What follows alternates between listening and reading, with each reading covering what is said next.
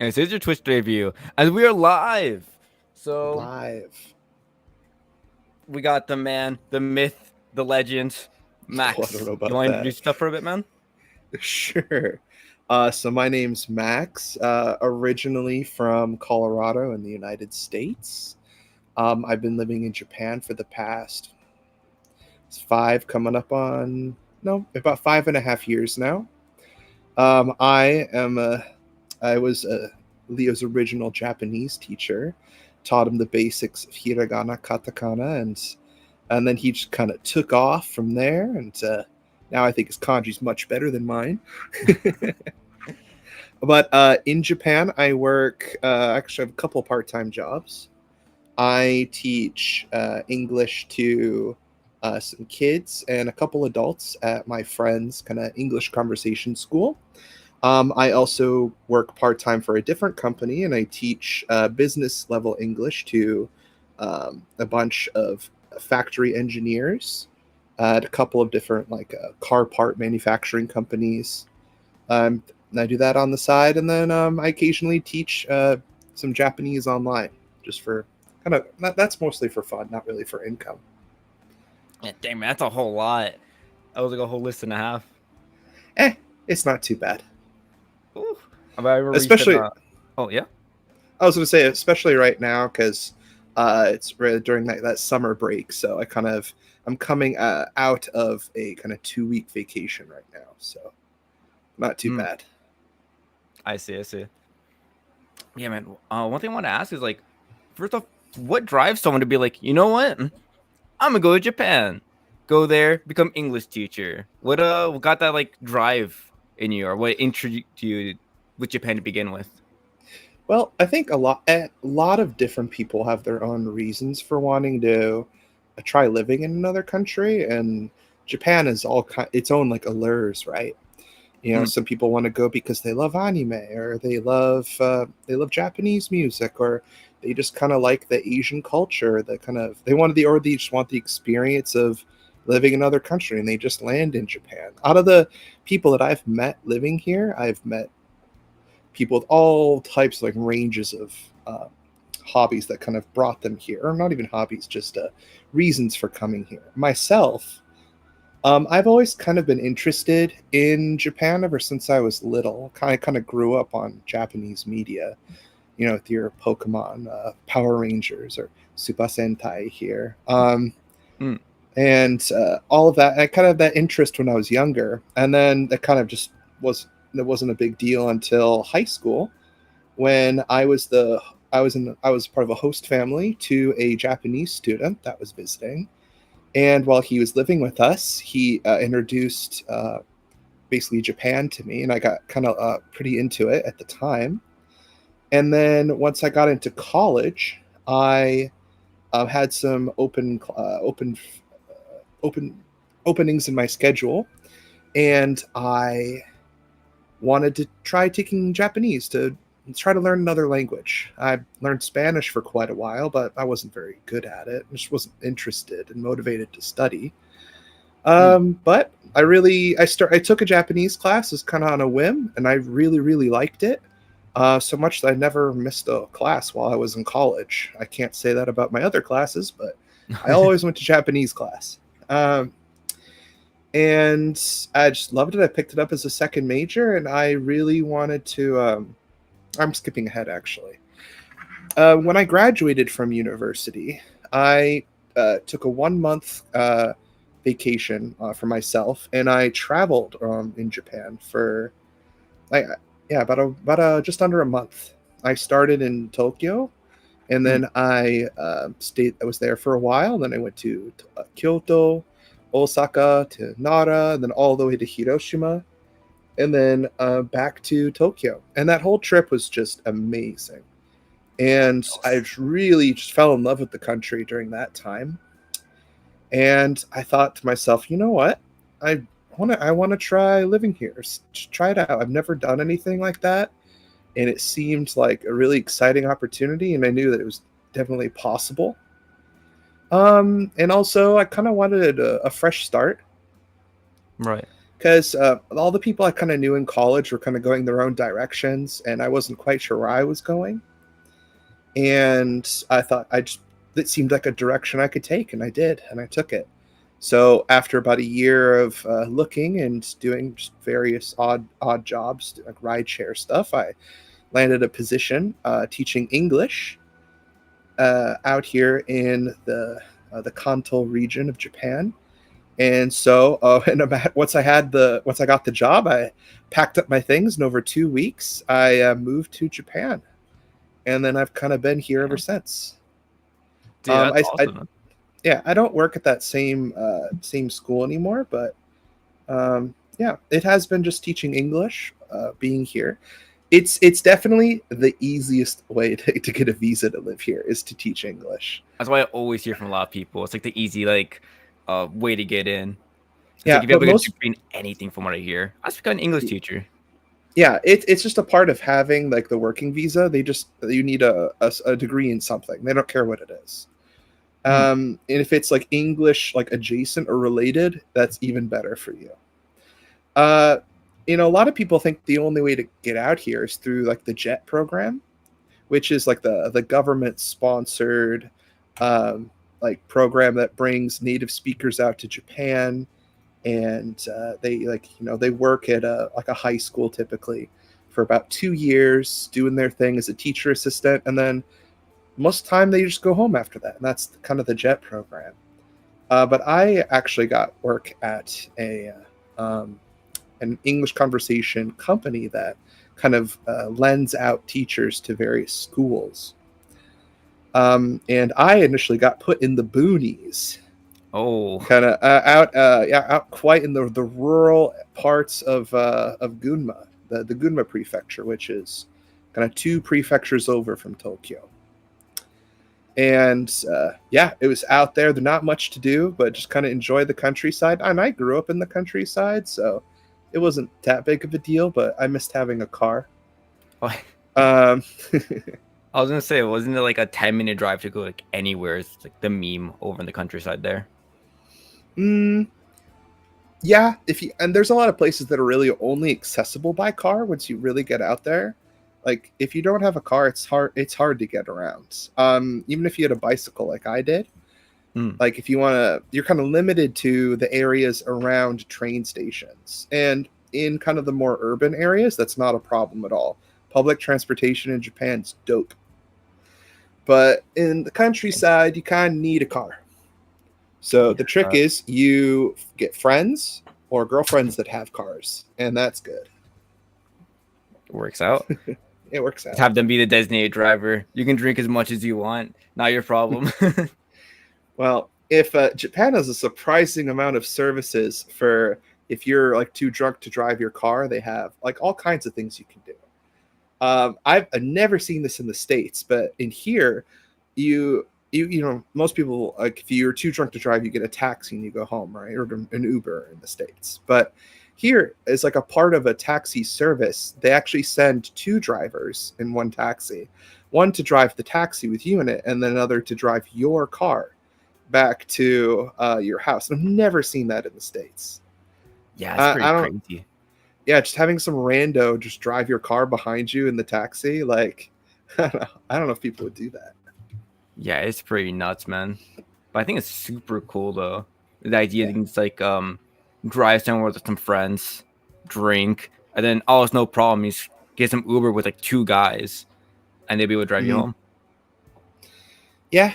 Uh, though I personally am not much of a drinker, so I don't really. Oh, hello, Mister Chatter. Yeah, Flugel. Fluggel's great, man. Fluggel's been helping me like proofread my manga for like past like 6, 7 months. So yeah, very cool guy right there. Awesome. Yeah, Flugel says I'm so jealous you had a teacher, bro. Yeah, it's nice, Well, man. I definitely got I definitely got Leo going, but you had like a period of about a year where you just hit the book so hard that your kanji reading just took off, Yeah, and and like, no after a limit. while you're like, you're like, Max, look at this stuff. I'm like, oh, what do you think of that? And I'm like, hold on, I got to get my dictionary. I mean, I feel like that I do sometimes, you know. Oh, That's Flood pretty was very cool. surprised though. Apparently, you pronounced the name right. Unlike me, I forgot how I pronounced it at first, but I must have messed it up. What did you call like flugel? Probably. Flugel? All right, Paradox says, please don't take this with offense, but how is Japan for people with wider seats? Every video I see of Japan makes it seem like unless I'm size small, I would be in a claustrophobic hell. That's a good question. So, Japan is definitely built for smaller people. I myself am about like 6'3", and so like height wise, I don't really fit into like most stuff. And then like width wise, that can be, it's not really an issue most of the time. Uh, I would say buses is like the only time I'm ever like, this is too small. Um, as far as like buying clothes and stuff, yeah, Japanese are small people. And so if you want to like if you want to get into like the Japanese fashion industry here, if you have like a big build, it's gonna be tough. There are stores that kind of cater to like larger sizes here, which I have found. Though it's funny because like I'm in that kind of awkward area between the two, where like the normal stores they have close, there just aren't like long enough, like height wise. Like width, it's fine, but it's just not like they just don't have clothes for tall people here. So, and then I go to like the store for like with the larger sizes, and I'm like, dude, this is like way too wide. Like, what's going on here? So clothing is actually a pretty tough situation for, I'd say, anyone over 5 foot, like 5 foot 10 inches. It's you're gonna have some struggles. A I good question. never would have thought me being 5'3" came to like a benefit. You'd fit right in, dude. Oh, there we go. Also, Friend Focus says I used to say flaggle. Flaggle. Oh no, it's bad. Then Flugel says, "Oh, I have a perfect guy on YouTube who's filming his trips in Japan while working in a fashion field. Oh, who is that guy? If you can send me the name of him." But yeah, so about that, I never really thought too much about like wearing clothes in Japan or anything like that. I just kind of thought about like hitting your head on the door or so. I've I'm only assuming. done that once or twice. And all both of those times were in was it Shinjuku Station or no? Yes, Shinjuku Station. I don't know what's up with that station, but they have some like really like low like ceilings in there. I see, I see. Oh man, Where I do bump my head all the time are the cupboards in my apartment, because the like when you open them up, they're just like like there's like the perfect height where I'll like forget that they're open, and then I'm washing something, and then I put my head up to put something away, and just bam. don't. That happens like every day. Yeesh. I see. Also, Flugel, thanks for sending the name. So, the guy's name is like Anonin, no, oh, Anto in Japan. Anton, yeah. Anyways, Flugel says also I have a problem with that I might ask too. How do you start? How do you Like how do you start how studying Japanese? or how do you start living here, or what do you mean exactly? Yeah. Paradox says, well, if you go somewhere, I need to know if me, the American fat ass, can go there without giving everyone a visual example of a fucking water buffalo in a China shop. Well, damn, that's a little harsh on yourself, man. Yeah. But Um, I mean, you're like people that are not Japanese are gonna stand out anyway, and that's not something I would really worry about if I were you. Like, I mean, no one's gonna like stare or kind of like be like whoa, or like it's, I don't know, it's not something that you should worry about. That's just kind of how I feel about it. hmm, Like good luck. you're gonna feel like other things, they're gonna make you feel like separate than everybody.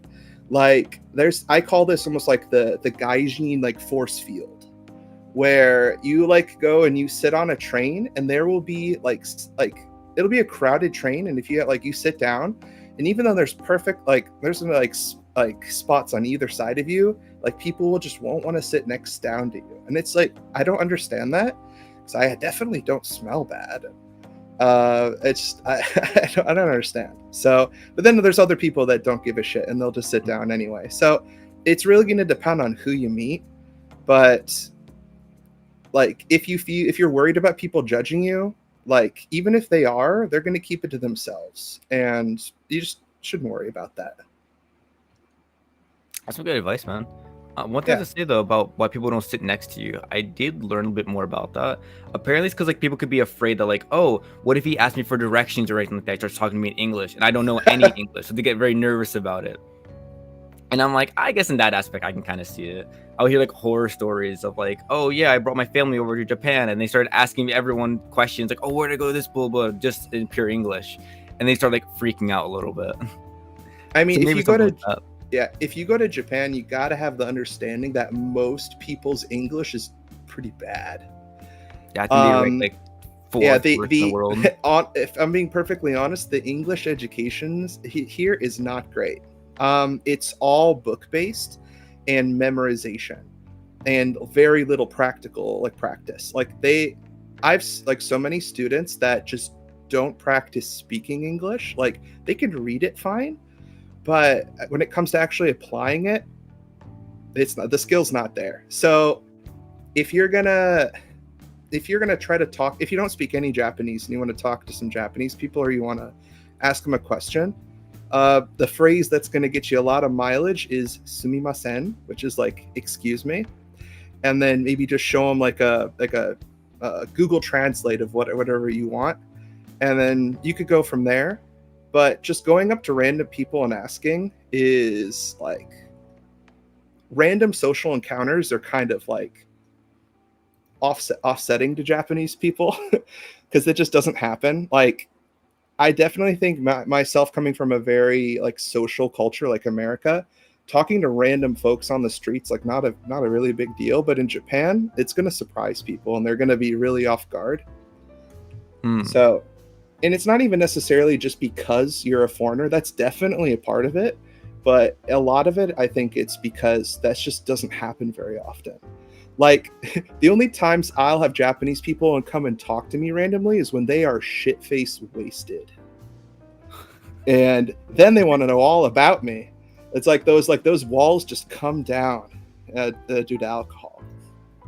That's pretty convenient though, man. If you want to get some So good Japanese press speaking, just visit a local bar. yeah, But and yeah, and if people do speak a little English, they'll want to flex it, especially to their friends. Like, oh yeah, I can speak some English. I'm gonna go talk to this like white guy over here. So he'll try to do his best. I love that, man. I love like hearing a lot of Japanese people just like do their best, especially if there's a thick accent. Yeah. No, I think the Japanese accents, like Japanese English accents, awesome. Like I love it when my girlfriend speaks English. Oh, It's yeah, man. The adorable. accent's so good. One thing I want to like bring back for a quick second before I mention it. Fligo asked earlier that oh, how do I start? And then said I have a lot of bits of basic knowledge, but I can't bring it together. The language, that is. So I guess Sure. like how do you get started with studying Japanese? The quick version is you gotta you have to learn hiragana, then you have to learn katakana, then you, in my opinion, should ditch romanji as soon as possible, like the Roman characters. Just it's not useful, so switch over to those first two like as quick as you can. Then you learn basic vocabulary, and then you learn some vocabulary, then you learn some good like grammar to help you bring sentences together, and then from there it's just expanding upon that, and learning kanji as you go. That's the very very basic outline to how to get started. How I was I recommend going through a textbook, with the understanding that very natural spoken Japanese is going to be a little different than what's in the textbook, but to start, you should start from a textbook. I started learning from the textbook series Genki, and that's what I initially started teaching Leo from. How it goes, so you go Genki 1, Genki 2, and then into Tobira, which is kind of the more advanced textbook.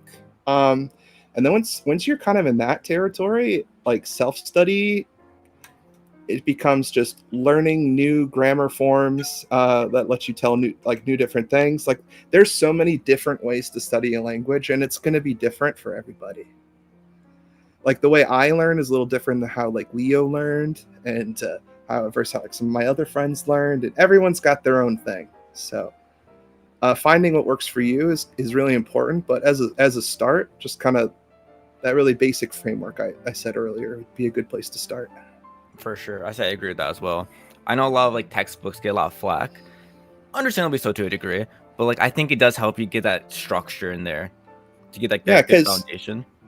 yeah, and also if you want to kind of start from like where's the easiest grammar to like then a little more harder stuff, the JLPT like grammar lists, like study like if you study like in the lowest level, the JLPT N5, if you learn all the grammar from the N5, then you should feel ready kind of for the N4 and so forth. And then once you get to like N2, it's just kanji. Like the study of kanji is going to consume, like once you get to like the like I know how to say most things, like then you're just learning Chinese characters like forever. And that's the rest of that mountain you're going to climb. Do you think I should humble brag on stream real quick? I was gonna say, one of the best things when it comes to writing kanji is just writing it down. It is so essential to write it down. I remember at first I just like look at it and just try to remember it, but like I have this whole notebook right here of just writing it down, and I gotta say it helps dramatically to remember all of it. And that's like It how I got does. all my knowledge. So if you guys want to study kanji, I recommend you doing this. Download Quizlet, put it in there, and use like the learn option and just write down all of it and try to get to the point where you do it from memory. Yep. I combine it with Anki. I think So that I might be like where it's at. so to address the last thing Flugel said, so a little different. Yeah, when I say a little different, because what they teach you in textbooks is like the really, really polite way to talk to people, which is not how most people speak to you. And like on the kind of the opposite side of that spectrum, like the anime, the Japanese you hear in anime is like hyper casual and very exaggerated, and so normal people don't talk like that either. So there's this kind of nice middle ground that you need to find between those two to find how people actually talk. And a great example of this, so if you want to learn Japanese from like media, I recommend Japanese dramas. And that even itself can be a little mixed bag because they still have some like anime Japanese in there, but kind of more, how do I say this, like kind of the more slice of life style series, like drama series, or like romance series, will probably have the most natural Japanese. Yeah, I think it's about like having shows that have unnatural Japanese and all that. I still think it's important to know. And like if you Yeah, come into it knowing it's gonna be unnatural, it can like really help differentiate. Oh, I know not to sound like this. You know, like I'll have like anime characters and like oh Duzzle or something. Like oh, if I only see that anime, yeah. I feel like people probably don't It speak. yeah, dozzle, does it, like those endings. I Right. mean, if you speak like they do in anime, people call you chunibyo, which is not great. Chunibyo kind of mean like I think it literally means something like somebody's Middle school like sick. stuck in the second grade, Yeah. like where you're just like over dramatic. It's like my power surges. I will cast you into the darkness. Like it's like super dramatic and nobody talks like that, but it can be kind of fun. I think you can use it for jokes. You know, that's why it's still Totally. pretty good to know. I mean, I talk like that to my girlfriend to make her laugh, and she loves it. That's great. Also, one thing I want to mention, Paradox went on a whole big thing. I want to read real quick. It says, if you have any word that isn't conversational English, it's a flex, unfortunately. Also, English is different given to how many different languages you need to have like a bad understanding of. The loose concept of words, roots, origins, random fucking words to have English mastery. It says, and yeah, a lot of words. I feel like, how do I put this? I embrace to read a lot from like books a lot, as I learned some like really like book only Japanese, and so it's like written Japanese and like spoken Japanese, and I use a lot of those like written words to people, and they're like, "What are you trying to say?" Question for you real fast, Max. You know what the word brooding means or no? Brooding, like in English, to like brooding. Yes. Yeah, kind of isn't it brooding is when you're kind of like silent contemplation, right? You're just kind of sitting there kind of staring off into something and kind of thinking to yourself, right? That's kind of like what Jon Snow does throughout Game of Thrones. That's what brooding is, right? Or is there a slang meaning I'm not familiar of? To be honest, I forgot. But I got into a whole argument about Fluggle when trying to translate something, and he wanted to use the word brooding. I'm like, bro, I've never heard that word in my life. Bro. I'm not gonna use brooding. I mean, there's other words much more like common to use. And yeah, you just clowned on me.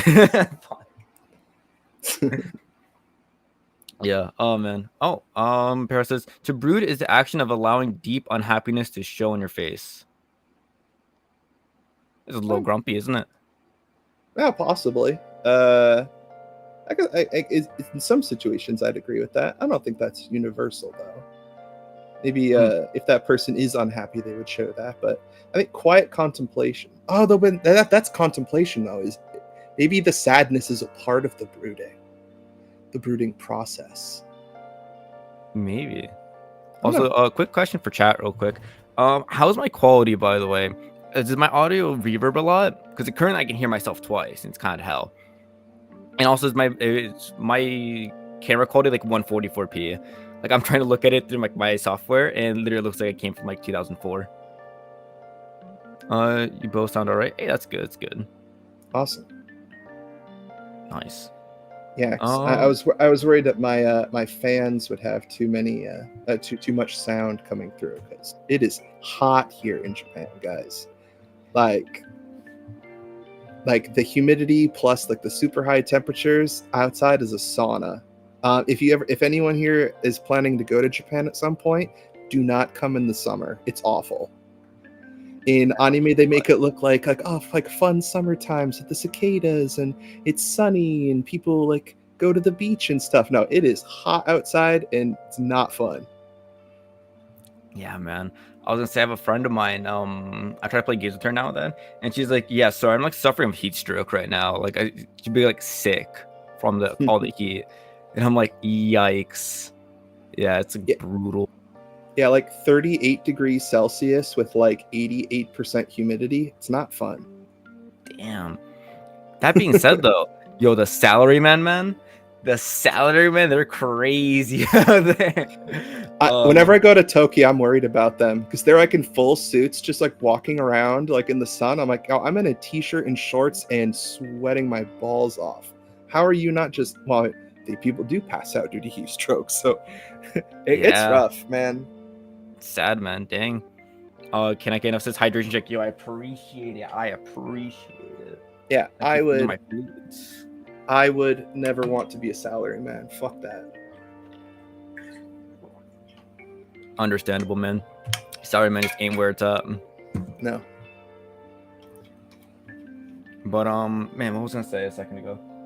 Oh, did you have that story of yours? I think you met that guy, that Yakuza member, a couple years ago. Yeah. Okay.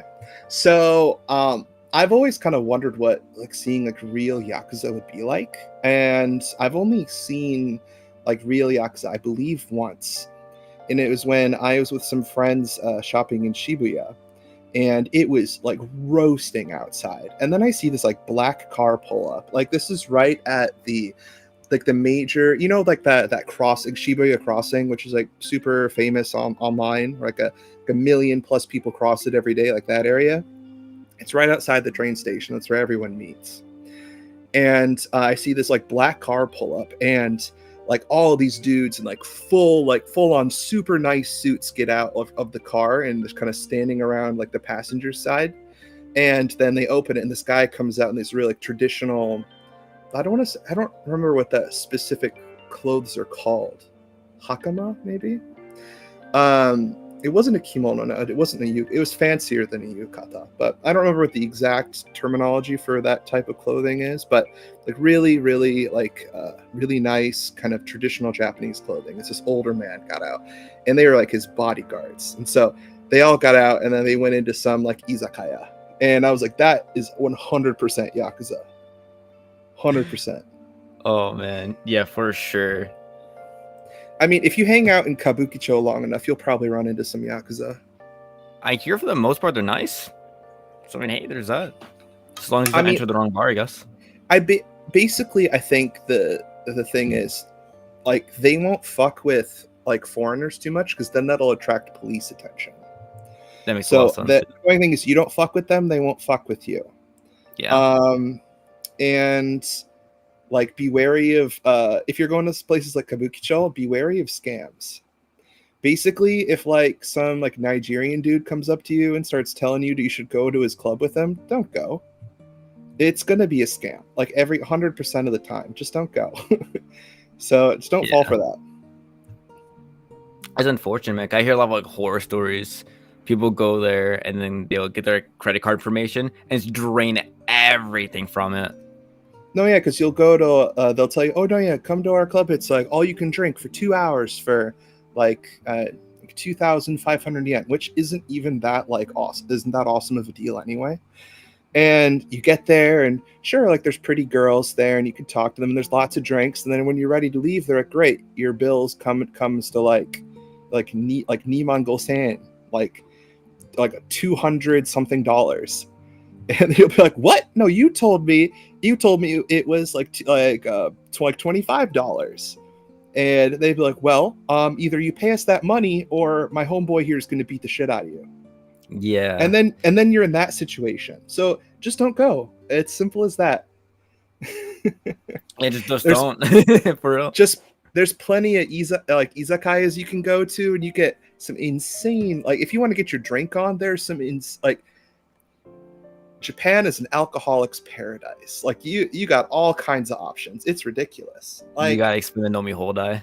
Nomi Hodai, which literally means like unlimited drinking, is you go to a place, there's all you can eat in America, but all you can drink is kind of nuts, and most places will have it.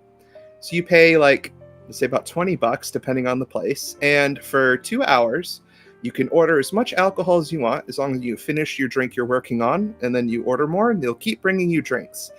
In some places it's always like a mixed drink or some cocktails, but I've been to some places where they'll just straight up give you like a glass of like whiskey with a couple like ice cubes in it. And I was like, you would keep bringing me this for 2 hours if I kept drinking it? That's crazy. For like, and the cheapest Nomi Hodai I've ever been to was an hour for like $7. And Dude, I was like, how does this place make money at that price? That's crazy. I'd be such an alcoholic if I went there, man. It'd be so bad. It's I'm a not gonna it's a hide it. it's a problem here, man. It's like, if you go on like Twitter, or I guess X now or whatever, you go to, I think it's called like Shibuya Meltdown, like that handle, you'll see all kinds of pictures of people just passed out in the street in Shibuya. Because Damn, yeah, people get so shit faced and they'll just pass out on the ground, and then like people wake them up once first train comes again. man, dude, that's rough. Yeah, which yeah, and I've seen people pass out standing up, like leaning against the wall. They are asleep, but they're standing. That's Dang. that's the kind of end of the night for the salary man. I was gonna say, is it because he's too drunk, or is it because the working hours, man? Yikes. Well, he's been working so late that he missed last train possibly, and so his boss told him to come to nomikai, which is like obligated like drinking with your coworkers. So you go Yeah. out and you drink forever. And if you can't hold your liquor, you can't compete with everybody. You're super toasted. And you don't have any real recourse, because I'll tell you what, taxis in Japan are really expensive. So like, most of the time, like if you're going drinking in Tokyo, and if you miss last train, you're gonna be out till 5 in the morning. Because either that's the option, you drink until 5 in the morning, or you go to like a love hotel somewhere and you get like a rest room. So you rent a room for like 3 hours or whatever. Yeah, funny enough, the love hotels are relatively cheap from what I hear. It's like, Yeah, it's actually really dope. For the couple times I've used them, like, it's like a really streamlined process. Basically, you show up at this like really extravagant building. You don't really interact with any staff. Like, it'll be like a touch screen where you pick your options, then you put in your money. And then you go and you like kind of drop in your ticket into this counter, and then like something with like the screen down, and they'll kind of give you a key. And then you walk up to like the room. You just go. You're like whatever you're gonna do in the room, and then once your time's up, they'll call you. And you gotta. And if you don't like leave, if you're like if you stay over your time, they're gonna charge you. Like it's my recommendation is to get like when you're out of time, you should leave. Right. But yeah. Well, one thing Fluggo says right here says, "Bro, you can't handle a beer. How are you planning on becoming an alcoholic?" That's the thing, though, right? Yeah, everyone's got to start somewhere. No, the thing is, because I can't barely handle a beer, nice, cheap love style. Question: what strong zeros? I hear so much hype about it. Is it hype? Dude, it's hype. Like Chuhai, like the drink here, Chuhai is fucking dope.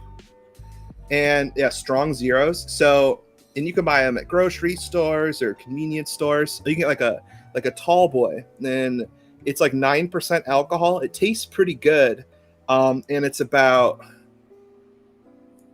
like $1.50. And you can drink in public, and it's chill. Yeah, so that's one big difference I didn't. That was a big culture shock moment for me. Is when I was with my friends, and they're like, "All right, we're gonna grab some drinks from like 7-Eleven, and then we'll drink outside the club." I'm like, "You can do that?" I'm like, "Yeah, totally. That's what everyone does." I'm like, "Okay, sweet." When we say everyone's alcoholics, they're just blatant about it. There's no hiding it. No, it's rampant here. It's a problem. Oh no. Oh, one thing Fluggo says is, I swear to God, this thing will become a part of my daily ration. That's bad, bro. That's bad. It's bad. Oh man. For 150, the fuck. Yeah, tobacco and alcohol here is huge, and then they are like full on reefer madness right now. Like, weed is the devil in Japan. Yeah, I know. And myself being from Colorado, where it's nice and legal there, that makes me sad. Yeah, I was gonna say, what's it called? It's legal where I am too. I'd rather call some Japanese people, and especially back in my stoner arc, I'm like, yeah, I'm fucking stoned a second back, man. They're like, huh? Marijuana, very illegal. And I'm like, yeah, not here though. Ihol desu ne. Yeah, literally. So it kind of blows their mind of like, what? Seeing someone that's like on something that they probably considers like the equivalent of like black tar heroin, you know? Yeah, it's funny. All of my Japanese friends I made in college, like I want to say like 80% of them became stoners while they were at my university. Oh my God. Oh no. Like all of them, they all tried it and they all loved it. It's just so funny. Oh man, this makes me wonder though, if it were to be like legalized there, how like would it become just as rampant as like the tobacco and alcohol there? The tobacco companies would fight it to the death. I'll be honest. Like there'd be so much pressure from those companies to keep running like the propaganda ads. Have you ever seen those like a weed propaganda like cartoon ads? Sorry, can you repeat that bit? Oh, have you ever seen any of those like weed propaganda like cartoon ads from Japan, or it's like aimed towards children? Oh, it's so funny. I'll have to find it and send it to you later. But it's just like absolutely ridiculous. It's like basically it's if you try even like one marijuana, like you'll ruin your life. Like and like the little skit they do, like this kid is like the shittiest looking weed I've ever seen, and he's like you want to smoke this with me? Just do it once, man. It's so cool. He's like, no, it's bad. Do you have to send that to me? Marifana wa dame. Oh, I love that. That's so good. It's so funny. One thing Paradox says, I think it's kind of fair to say. First says reefer. I don't know what that means. It says, you said partake in the devil's lettuce. They say their liver shrivels, wishing for the sweet embrace of death.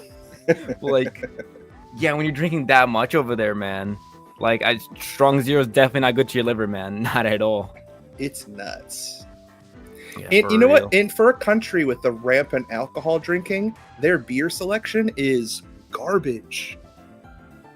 like there's like the standard beer that everyone drinks here, and I'll be honest, the beer, like that beer is pretty good, but that's it. There's like no variety. Maybe I'm spoiled because like I come from like the land of like the cool, like the many microbreweries and like all over the place, so I'm used to like a big selection. Right. um but here it's like they have the one beer and they pretend it's different than all the other beers, but it's not. Oh, it's yikes. all it's all the same, but it's pretty good. There you go. At least it's good. So long as it doesn't taste Yeah. like piss, right? No, yeah. You're never gonna find like really bad beer here, but it's the same, and you get sick of it after a while. I see, I see. And one thing I want to mention real fast, what's it called? So Flogo made a joke saying, say yes to no, say pizza to drugs.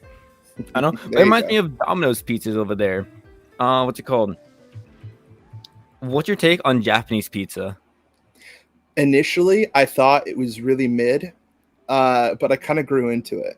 Really? I have come to accept that there are more ingredients that you can use in pizza, and it's not bad. Like they can make like mayo on pizza work. Now, I believe that it's only true when it's Japanese mayo. I don't want any of that American mayo on there That's what I because always hear. Japanese mayo is good. It's really good because they only use like the egg yolks and it's like super fluffy. Hmm. But it's a Japanese pizza is different, but there's some good stuff out here.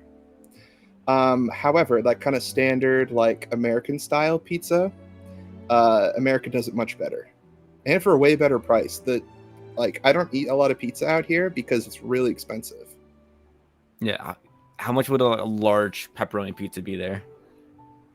Like the You know, we're gonna equivalent, go extravagant. 3 toppings. 3 topping large pizza. 3 toppings, an American size large would be like I want to say in the neighborhood of $30. Ooh. I thought it was more, to be honest. No, it like 3 ingredients, like because their large is like American medium size. Oh no. I see. Yeah, so like their like American style, like my American size large pizza is bad. It's like in the neighborhood of like 30-ish bucks. Yeah, at some point it's just a scam. God damn it. But I mean, you shouldn't be coming to Japan to have pizza. That's how I feel about it. That's fair. That's fair, yeah. I'd say like that's an American thing through and through. Hell yeah. Nothing beats like the amount of grease you get from like a New York City $1 pizza, you know? If you're a person living in Japan and you want to eat American style pizza, you got to go to Costco because What's up it's with the the hype in Costco, man? no Costco is hype. Like it's every time I go to Costco, I feel like I'm back in America. It's great. It's like the same layout and everything. Oh yeah, some of the stuff's different, and but it's great. It's the only place I can if I ever want like really good cheese. You got to go to Costco. So I hear a lot of memes, like people go to Japan, they'll ask some like locals around, they're like, oh hey man, can you recommend me some good places around here? And they're like, have you heard of the Costco around here? What? Yeah, like some people come in, they're expecting to see some like really traditional Japanese things, get some good recommendations, some cool places.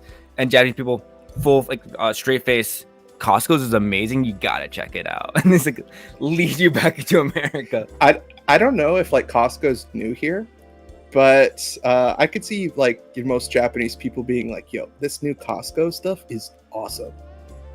I can see that. That can make a But lot of sense, actually. I mean, when you're in the land of cheap sushi and like really good ramen, like you should enjoy that. Yeah, man. Oh, I want Because to experience there's a ramen big there, man. difference between like visiting Japan and living in Japan. Because when you're living in Japan, that stuff eventually you're like, all right, it's great, but I want something else. So I I see. really got into cooking while I've been living here, and yeah, doing like home cooking is like really really fun. I Honestly, like I that. thought the raid boss of cooking is trying to cook in Japan. You got to know where to find your ingredients that you want. That's like the one thing I really miss about America is the grocery store. Mm, Because like the variety alone that you can find at an American grocery store is insane.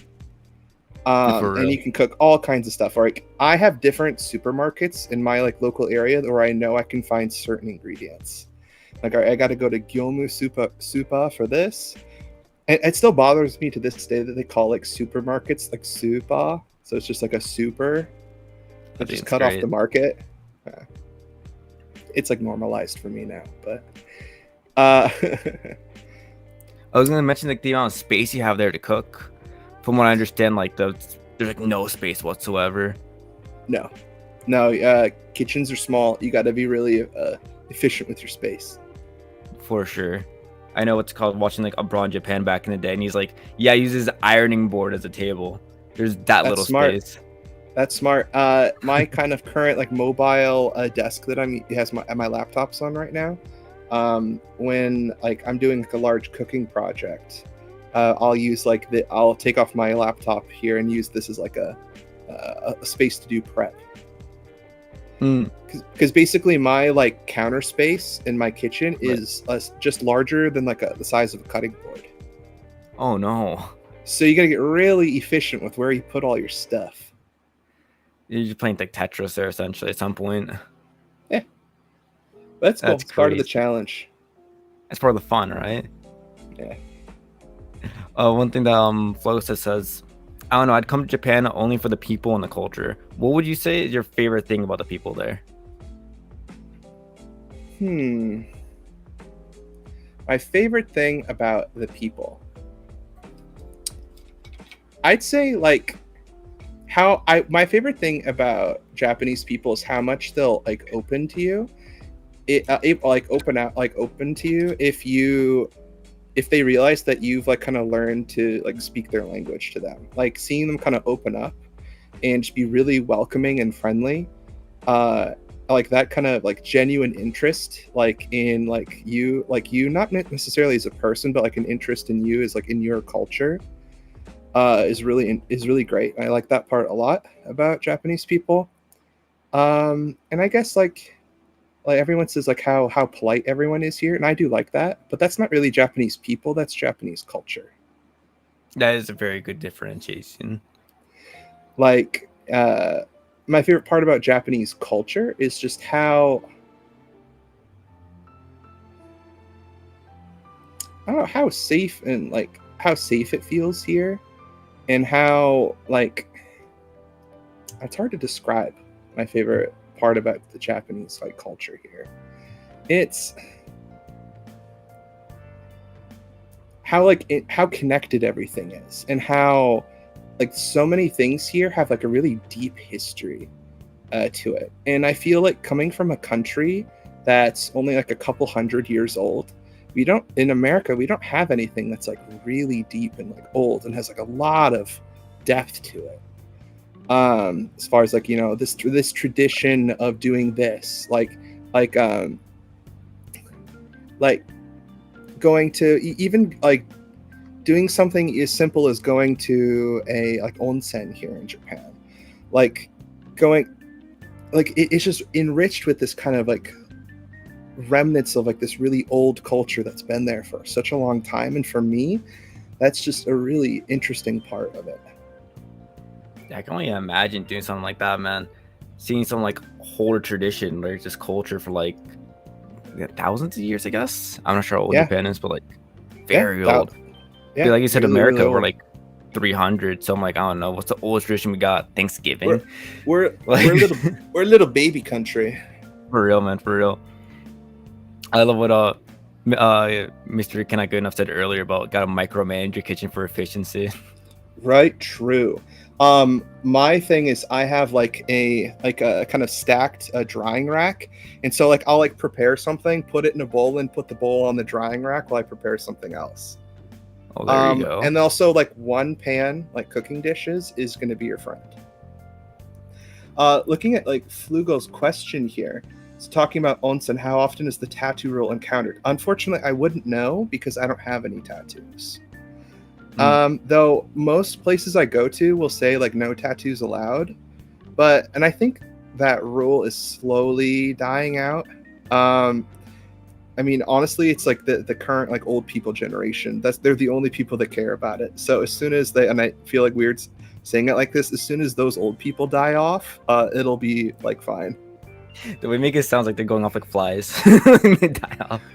because the this kind of, in my opinion, the bad part about Japanese culture is that people are really uncomfortable with conflict. So Mm, if people want to change a rule, that's a big deal, because someone who's older than you decided that that rule was good, and you want to mm. change that rule. Who are you to do that? And like to speak up and be like, I want to change this rule. It's like a lot of, I don't want to say courage, but kind of like courage that a lot of people don't have here. So there's not a lot of challenging of authority, and not a lot of challenging of rules. And myself as an American, that's a part of my culture. Yeah, for us, speaking up is like our whole thing. Yeah, that's That and what we like being do. individualistic compared to Japan being very collective. Like, it was so, like, people at my old job, like, there was a way, like, for example, at my first job here in Japan, Parents' Day was something that I absolutely hated, because the school would put on essentially like a show where we would just do the exact same thing we did last week, like same pager, same homework, same everything. So like for the parents, so like the kids wouldn't mess it up because they've already done it. And it was just like this like charade that we'd put on for the parents, and I like really objected to this, and I would bring it up in teachers meetings. So I'm like, this isn't really showing the kids learning. This is like so fake, and if I were a parent, this would really make me mad. Yeah. And I would, and like some of my Japanese coworkers be like, I can't believe you brought that up at the meeting. And I'm like, why? It's bullshit. We should bring it up. And so circling back to the tattoo rule, just because that's been like an established part of like the onsen culture for so long, it's not going to change very quickly. That's just why I think that's why I think like that marijuana won't be legalized in Japan for like 40 years. Makes sense. Like, Yeah, because everyone's you'll need the entire generation to pass on before like that kind of change starts happening. dang. Because the newer generation doesn't care about that kind of stuff. And Right. it's like tattoos, like, yeah, like no, I don't know anyone even like remotely close to my age that cares about tattoos at all. One thing I want to mention real fast, I think it's pretty goofy. I remember you brought this up to me like a couple years ago. So like the main reason why like tattoos aren't allowed there because it could be like yakuza, to make people uncomfortable, right? Yeah, But the thing is, we're white. You can't yeah. be part of the yakuza if you're white. They don't let white people into the yakuza, so what's the problem? Literally. So if you come in there and you're like pasty white, and you got like if you got like a small like, little Disney tattoo, they don't let you for that. That's Yeah, goofy. little heart tattoo says like mom on it. Like, whoa, he's in a gang. Oh, I know a guy that did that actually. He got like a mom tattoo. Like it was something similar to like the you know the SpongeBob episode? Where the guy's like super ripped and he's like that mom Yeah. tattoo. You know what I'm talking about? Yeah. He got one of those. Like that's fucking legendary. So much There you respect. go. But like yeah, they kick him out for that. Imagine, dude. It's silly. I mean, and also if you have a really small tattoo, they'll have some places will have like essentially like skin colored bandages that you can put on to cover your tattoos, and then they'll let you in. Oh really? Yeah, but if you have like a full back tattoo, good luck. Nope. I guess that They makes probably sense. won't let you in. Yeah. If you Dang, go man. and you go to like a private onsen, they'll probably let you go in. But like the public ones, like, but speaking of culture shock, going to like an onsen for the first time is wild. Because Jangle like, everywhere. that was so funny. Like the first time I came to Japan, I brought my swimsuit, and I was talking to my friend. And he's like, "Okay, we're gonna go hit the hot springs in a bit. You want to come?" Yeah, I'll go grab my swimsuit. He's like, "No, you don't need that." Like, what do you mean I don't need my swimsuit? We're gonna. It's like, "Oh, no, everyone's naked, dude." Like, everyone, everyone. Like, oh, okay. Yeah, that was a weird, man. And I then hear like, oh, continue. oh, go ahead. Oh, they do give you a little modesty towel. It's like this like little towel that you could use to kind of cover up your man bits while you're walking around. I mean, Oh my if god. you're embarrassed by that, which I was probably for like the first like 15 minutes I was in there, and then I just stopped caring. Like, whatever. People are gonna look anyway, so go ahead. Behold. Behold. Goran kudasai. Please look. It's like grace your eyes upon thee. Like, Please oh observe. my god, that's Enjoy. great. That's great. I I think think eye contact's important in the onsen. I think you said one time you flexed on this like one Japanese dude like in swimming or something like that. Oh, man, what was it again? Oh, and I should clarify, like if you go to a pool to do lap swimming, definitely swimsuits. Just not the hot springs. I was gonna say. Um, she says to behold my divinity and weep. What's up, sheep man? I would be really uncomfortable if someone just just fell to their knees in front of me and started weeping if I was walking around here. I would be so uncomfortable. Wait, your jealousy. Wait, did I ever tell you like what my comedian friend used to do in like the onsen as like a prank to staff? What's that? So I mean, you can tell who's staff in the onsen because like there'll be guys walking around in the pools and they're wearing clothes because they're staff. They're like doing like cleaning up stuff and making sure everything's good. And so my friend who's a comedian here, he does stand up. He'll walk up to like the staff and he'll be like "Otsukare-sama desu," like really loudly. Yeah. And for those of you who don't know, like "Otsukare-sama" is like a really nuanced like phrase that basically means like "thank you for working so hard." And so he'll say it like really loud, and so like the staff will be like really yes, thank you. It's like so awkward, but he just does it with a super confident like loud voice, and it's amazing. That's great. And one thing I want to mention real fast that Paradox said earlier said, man, if I ever did a trip abroad, I think the first thing I'd miss is brisket or tortilla factories. I'm so close to the border that I know good Mexican food to settle for the fake version in another country. Though I do hear that there's a bit of Mexican subculture hidden somewhere in Japan, which reminds me about how you had that Mexican place, right? It's really hidden. it's so hidden. It's so hidden. I can't find it. Yeah, that's like the two things like food cultures. Like food types that I really miss from America is really good barbecue and Mexican food.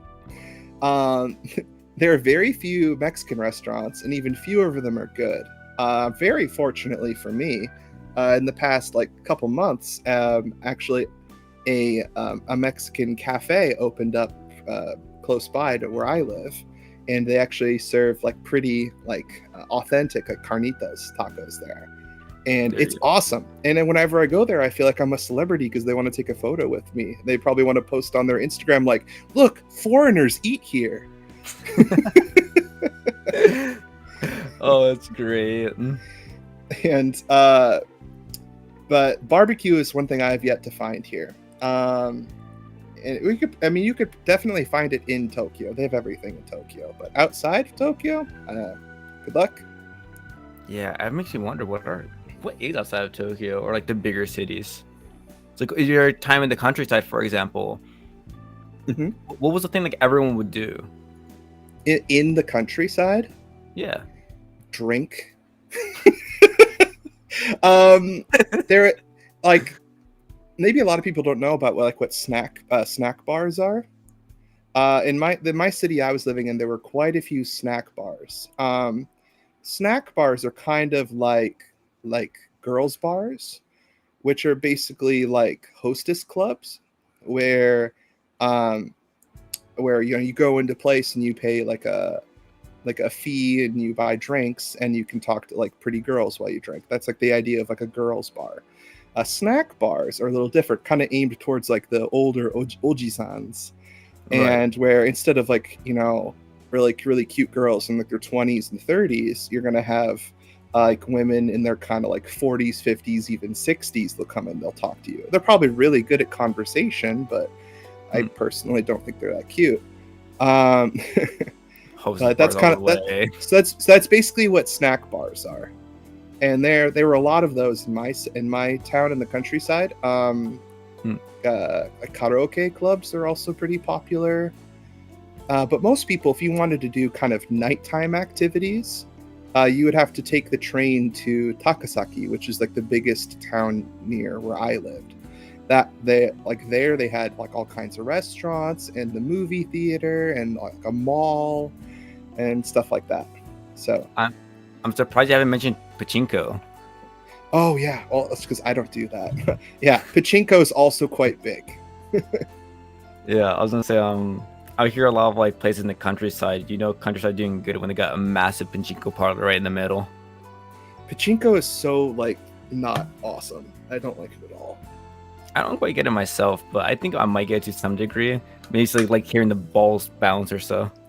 Yeah, if you want to go deaf by like going in there, it's so loud and just like absolutely reeks of cigarettes. So Oh if you don't yikes! care, if you like are a heavy smoker and you can't hear anymore, pachinko's just right for you.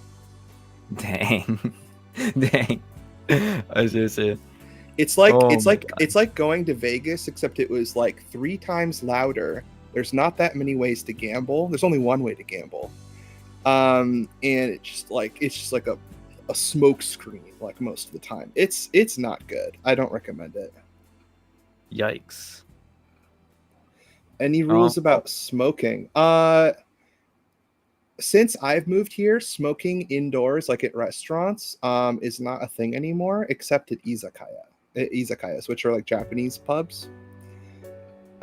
You can smoke in most of those, or they'll have separate sections. As far as smoking like outdoors, most of the time, like smoking outdoors in public areas is very frowned upon. But they'll have like smoking areas, like in like the big cities, they'll have like smoking areas, which are like kind of blocked off, like little like dividers, basically. And they'll have like this is the smoking area. If you want to smoke, go here. And they'll have most of those like outside of like metro stations or train stations, stuff like that. That's the I myself don't smoke cigarettes, so I don't know too much about that. it's pretty cool, the dividers and all that. Prices, I wouldn't know because I don't smoke cigarettes. I think for music prices of things in general, maybe. I always hear like eating out is like very cheap. Actually, like a viable option just to just eat out for the most part. Depends on where you go, but yeah, I'd say compared to America, the it's cheap things are cheaper here. I actually hear what's called like, making food yourself is more so a luxury. Like it's more expensive to buy the ingredients compared It to can eating be, out. it can be, yeah, Dude, I'm so jealous, man. Cause like I hate making food myself. This could take so long. I'm very, very lazy. I'm like I just get some like but basic sandwich, throw in the air fryer, call it a day. yeah, if you like want to eat out all the time on a budget, your options are going to be pretty limited. It's going to be various versions of rice bowl. It's going to be rice bowl with beef, rice bowl with like vegetables, rice bowl with this, or like noodles, like soba Bro, or udon. that is my diet. Well, then you're good to go, dude. See, let's go. See, dude, nothing's easier than just getting like got a rice cooker a couple months ago and it changed my life, man. Rice cooker, make some like beef or just like put the rice in the air fryer, call it a day. I've been living Yeah, off that for the past like 13 years. Rice and beef, baby, let's go. it works. Yeah. Uh, But yeah, there's definitely like the cheaper budget options are pretty good. And there's also the really high end stuff. Like if you want to go eat like some nice like meat, it's gonna cost you. ooh, oh, Um, the wagyu, man. Wagyu, super worth it. I've had it a couple times, mostly for my birthday, uh, and oh, it's awesome. It is I a had life changing experience. I had Japanese barbecue a couple like last month or so, and I had some wagyu in there, and like yeah, it is pretty nice. Yeah, like the A5 Wagyu steak is incredible. Ooh. Definitely worth it if you're willing to drop like $100 on a meal, maybe a little more than $100 on a meal in Tokyo. It go to like get some awesome Wagyu, man. It's worth it. Dude, all right, I have a question for you, right? Yeah, What is one thing you ended up loving about Japan that you just didn't think about beforehand? trains. Trains. I love the trains here. Like Why is that? the trains are always on time. They're always clean. They're nice and cool. Like they're convenient. They're not that expensive. It's awesome. I love trains. Like coming from growing up in like a rural area in America where you take your car everywhere, and I was always the driver. So Mm. you always have to focus on the road, and you can pick your music. That's great. But I love just like, I'm gonna go to Tokyo. I get on my train, I sit down, and I pop open my book, or I can look at my phone. I can listen to music and just relax until my stop comes. Like it's so nice.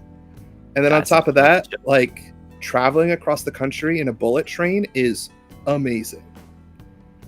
Like What's crazy about bullet trains? I love the Shinkansen because it is like you open the window and you're going wicked fast and you're feeling it. Unlike you're in an airplane where it's kind of it to you it seems like everything's going by slowly even though you're going really fast.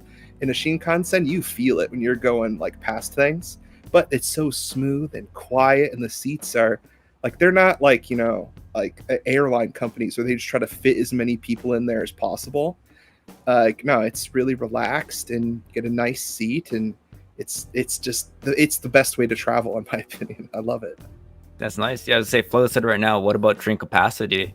And from what it sounds like from you, it's not very compact or anything like that. You still have like space to breathe. So that what I said only applies to non like rush hour trains. So Oh, if like the big rush to go to work in the morning, fortunately with my job, most of my work starts in the afternoon. So I don't have to deal with that like big rush in the morning, like you doing beat the train 9 a.m. stuff. trains. Yeah. No, like the sick, the basically riding the trains between 7 a.m. and like 8, like 8:30 a.m. sucks. And it's going to be really packed. And then also when people are getting off work, from like 5 to like 6:30 like p.m. or 7 p.m., like it gets kind of crowded. And I felt like a sardine a couple of times, but that's so rare that it's definitely not the norm. A sardine. You're like a Uh, sardine, like in a can. It sucks. I hear some stories of like people getting like they'll get the staff and it was like shove people into there. I've never seen that, but I know it does. It does happen. Yeah, that's crazy, man. Yeah, Those that go. feel sorry for salarymen because they have it rough. That's like the it's like Sarah McLaughlin ads for like the dogs in need. They should be have like those for like save Takeshi-san. He's hasn't seen his family in like 2 months. Like Oh, don't that's don't sad. donate 1,000 yen to this foundation and Takeshi-san can have a break. He can actually have a vacation. And he Yeah, he can might have. take it. No, he won't take it. That's the thing, though.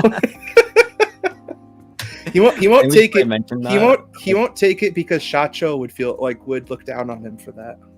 Oh man. And Shacho means boss, by the way. Yeah. I think should we go a little into that? Like what, the work culture? Yeah, I was gonna say I ended up befriending this one guy who works in a Japanese game company. He does Mm-hmm. like animations and such. And he was telling me like, yeah, the last company he used to work at kind of sucked because he'd go to work and he's like, oh man, it's time to sleep. Gets a sleeping bag, falls asleep, wakes up, time to go back to work. It's like sleeping and then just like, waking up in your job. I'm like, dang, that's rough. He works in the animation studios. Yeah, Yeah, if he works in an animator, it's a sweatshop in there for sure. And yeah, what it's what rough. really sucks is that like people that want to like, oh, I want to support the anime animation artists, so I don't want to pirate anime.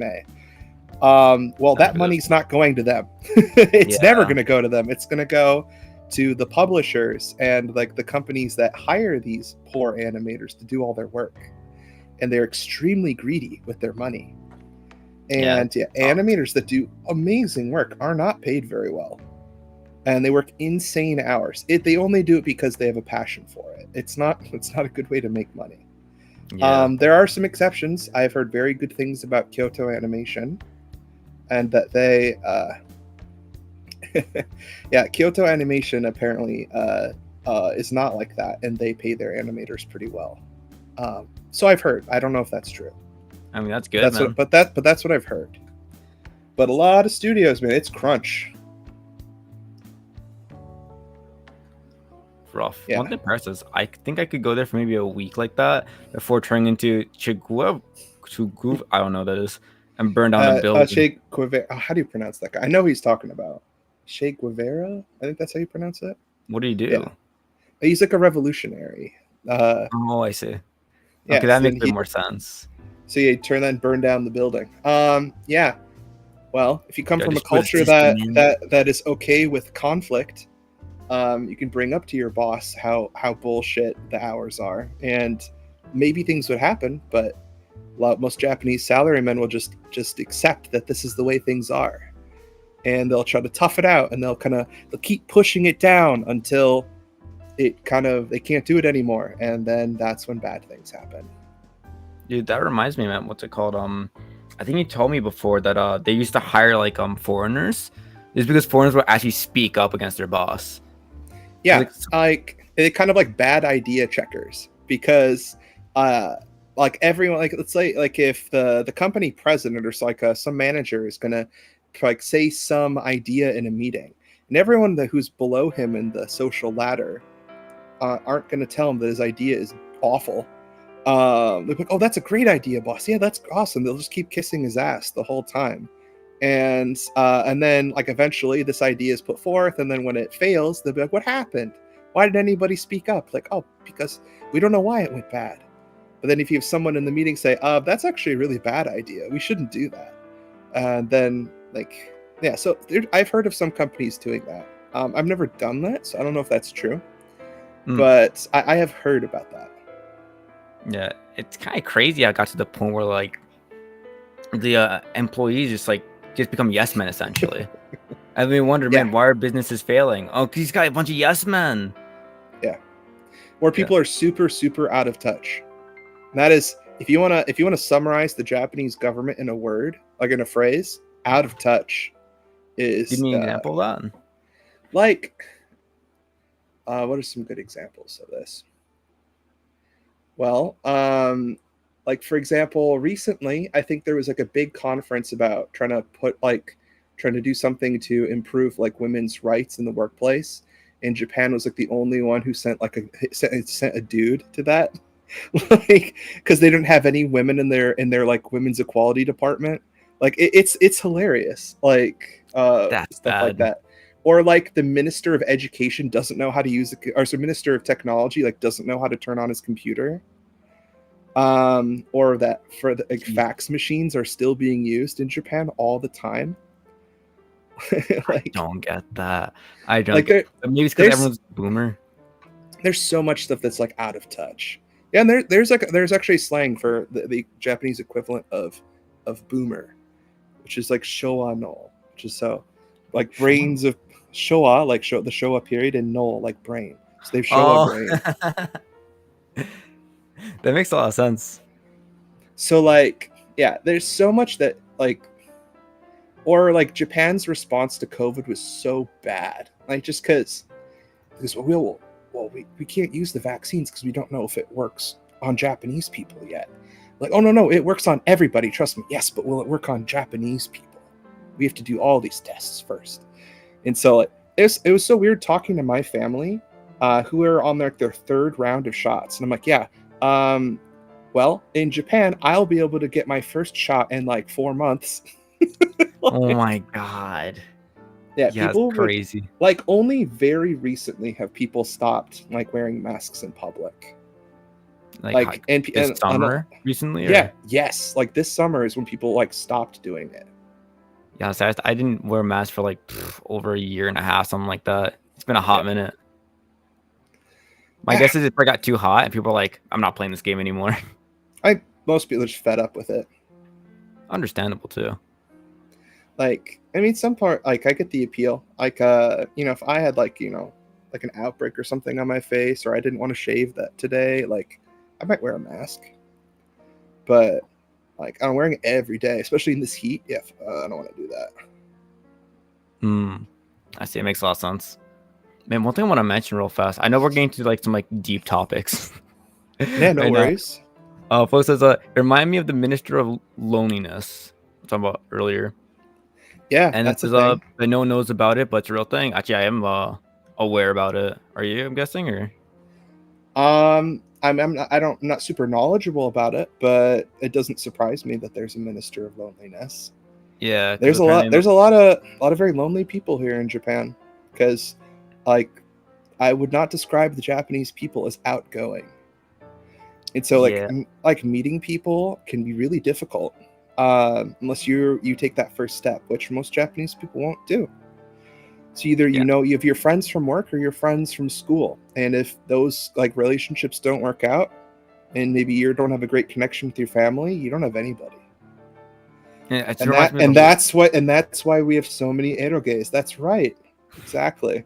I was gonna say that's one reason why the childhood friend trope is such a thing as well. From what I hear, there's a Yeah, lot of just childhood friends, and maybe it yeah. could be the fact that like getting other friends might just be difficult. Like you know how like in America Tinder is like a hookup app, right? Yeah. There was a while here in Japan, maybe people are still doing it, where Tinder was not a hookup app. It was like a I need friends app. Oh man. So people are like looking for like friends, like on Tinder, and people are like, "Wait, this is a dating site, right?" Like, no, I just want to be friends. Which I think I'm Oh like, okay, man. uh, but it's hard to make friends here. Why is that? Like I said before, people aren't outgoing. So like, when is the situation where you're gonna, make that conversation of, "Hey, I don't know you, but I'd like to like see if maybe we could be friends." That conversation Right. doesn't happen anywhere unless you're like in the same group as them. Like, for example, when I started swimming laps at the local like sports sports arena area. I'm trying to think of the rec center. That's the word. Mm. When I started swimming laps at the rec center, because I'd see all of these people at the pool all the time, and I think I was swimming there for like 3 months before any of them said a word to me. So people are just like really Wow. they're not outgoing. So yeah, it's hard to make friends. I think maybe like that time was extended because I'm like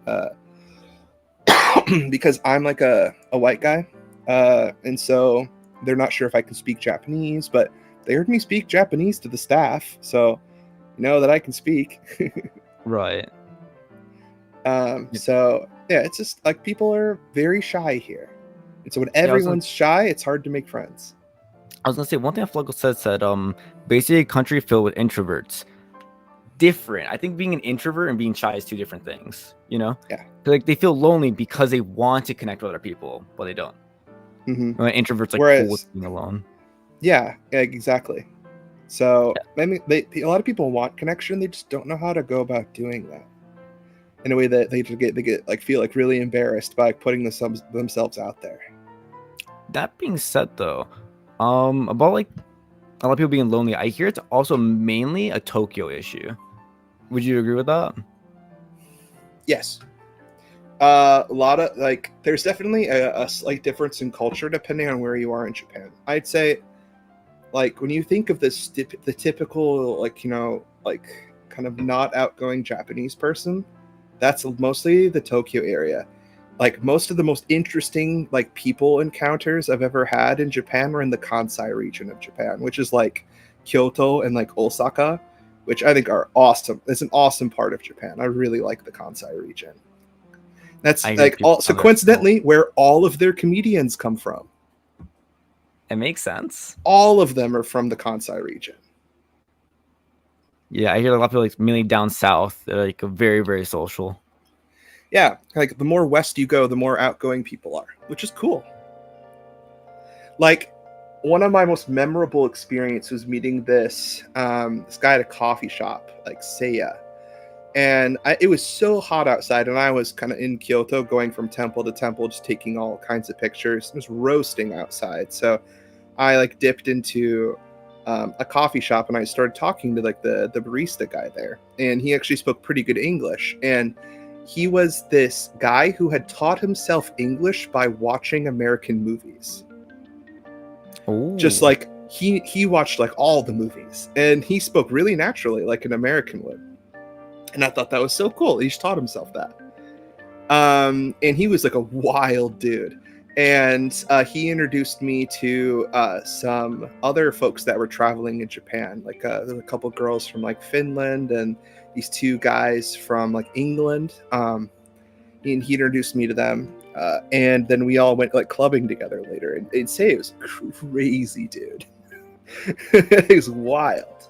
see, that is awesome, man. So like yeah, like there are like very outgoing people. It's just like The typical Tokyoite is not going to be like reaching out to you. They're too busy.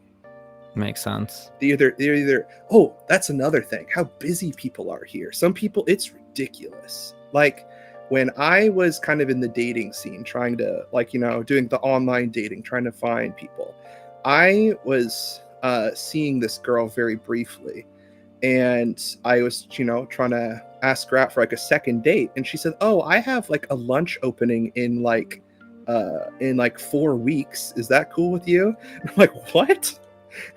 You're so busy that I can only see you once a month, like, and that's a maybe.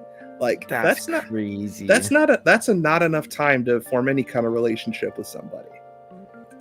So For sure. that didn't end up working out. But I know so many people where they're just that busy. They just can't find time to do anything. Yeah, that's so rough, man. Yeah. Makes me wonder if there's gonna be a cultural shift coming up soon. People get fed up with that or not, with the whole like work culture. It's being way too busy. COVID just kind of forcibly shoved Japan into the "it's cool to work from home" thing. And people Let's like go. it. People like not going to the office. They don't want to go back. No, that's good though. That's good. It might be a thing that might actually bring change. Yeah. And it really Mm. forced Japan into a little more digital age, which I think is very good. Very, very good. No more fax machines. Let's hope. We can pray. One thing Paradox says, actually before that, Flogo says earlier about people not knowing if you speak Japanese or not. It's a weird trinket saying like, I know Japanese. I just imagine like wearing a t-shirt. So it's like, oh, Nihongo jozu desu yo. Like imagine. Yeah. And it's kind of it is like a meme on like the Japan like focused YouTube where everyone says like ojozu desu ne, like, oh, your Japanese is so good, even though you just said like arigato. Like Literally. something really simple. Like I could have picked that up off like a little pamphlet. Like, I don't actually speak Japanese, you know? Literally. I was on a call with one guy one time, and I get really nervous when it comes to speaking Japanese, so I just like didn't. I was speaking English, and he forgot to say the word drink, and I'm like, oh, nomimono, and he's like, yes, oh, nihongo jozu desu, and I'm like, I said one word. I said the word drink. Yeah. Oh man. But I also noticed too, they usually say it when you mess up as well. So it kind of feels like so it's an indicator that your Japanese isn't all the way there yet. Literally, they're trying to be polite, which ironically enough means like you're not Nihongo Josu. Yeah. Though I think most of the time it comes from a place of like, oh, you're trying and you give a shit, and I'm very happy about that. They're very polite about it. That's where I think that comes from, though a lot of people see it as kind of condescending, and well, it can definitely feel that way. I don't think that's where it comes from, though. 100%, I fully agree with it. It can come off like that, but like, the intentions are just like them like being very excited and happy about it. Very, very wholesome. Yeah. Though I will say it gets really annoying when I'm using chopsticks and they're like, oh, you can use chopsticks? I'm like, really? And then I'll do that like later if they use like a fork or something. Like, you can use a fork? And then they'll kind of look at me weird, and then they'll be like, oh, okay, I get it.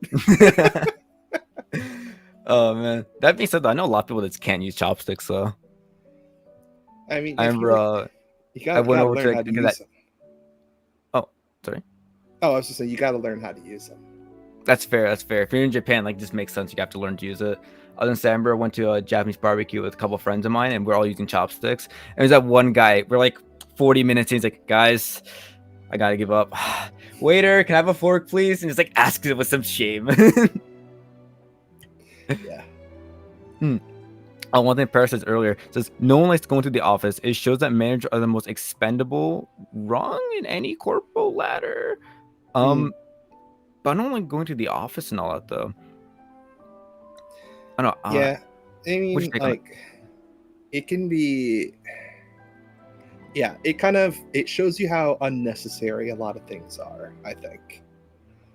A lot of things use the tradition, I'm guessing. Yeah, and what's having like a really big impact now is that a lot of companies be like, oh, we can just be remote and mobile the whole time, and we don't need these big office buildings. And then real estate owners are like, whoa, guys, hold on here. We really need this rent. Oh man. So yeah, like real estate in Tokyo kind of like had a really like a big shift because of like this, you know, a lot of offices closing just because they didn't need them anymore, and it's very interesting. It's pretty interesting. Yeah. Makes me wonder like how it will look like in 40 years. I feel like it's gonna be completely different. And from what I hear as well, some like cool news for all those people that want to go to Japan as well. They're gonna not be so harsh about their visa anymore, from what I hear. So like if you want to go to Japan, you need like a work visa. But for the most part, from what I hear, they might change it to more so like, hey, you can come to Japan so long as you pay taxes, we don't care. Wow, that'll be a Yeah. big shift. Because from what I understand, Japan's like on the verge of collapse because of the whole like birth rate and everything. Yep, they need more people to come into the country because people are too busy to make babies. And then when they make the Yeah. babies, it's too expensive to raise the babies because everyone wants to live in Tokyo because that's where the work is, and there's just no daycares for the babies. Oh, So yeah. somebody has to stay home and watch the babies. And then, but now because you know your wife's not working, you don't have make enough money to support the babies. So then you're in a pickle. Oh no, and that's when you become like the sleeping salary man from earlier. Yeah, because you got to take all the crazy shifts. Dang, man. You know, it's rough out there. But yeah, I'm thinking though, 30 years from now, I think it'd be a big change. I hope so. I like to think that what's it called? I think a lot of it has to do with like young people having a bit more of like an open mindset. And I think the internet has a large part to do with that. I think it helps like show much more of what's how do I put it? Breaking the very strict cultural like rules they have there, I guess you could say. Like Mm. what? You can have tattoos? And it's normal in other countries? You know? Baby steps. What, and I think there's like a bad mentality that a lot of people have because it's like there's Japan and then there's the Gaikoku, which is Geico? like yeah, the the foreign country, like the outside of Japan. And like you'll have some kids will ask, you know, foreign people like Gaikoku wa like donna kanji desu ka? Like what like, and it was like what where is Gaikoku? Like where is this like foreign country that you're talking about? You mean like me? It's Like like a different I can planet. I can tell you what America is like because there's this like bad mentality of that anything outside of Japan is so foreign and different from like Japan that it can't, like the two things can't coexist, which isn't true. Like you'd be surprised how many Japanese people will travel to other countries and be like, they have seasons just like we do. And I I'm was gonna like, ask you about that. But actually, one yeah, second, I gotta use a quick bathroom break. sure. It's I think a big problem with that is people need to travel.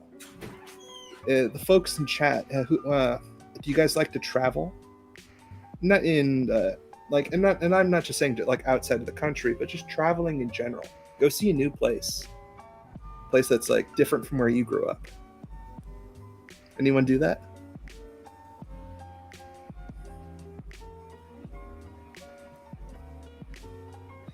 What's the best stay in Japan for the first time then? Like, do you mean like where to sleep, like where to stay, or mean like what places in Japan to go to visit?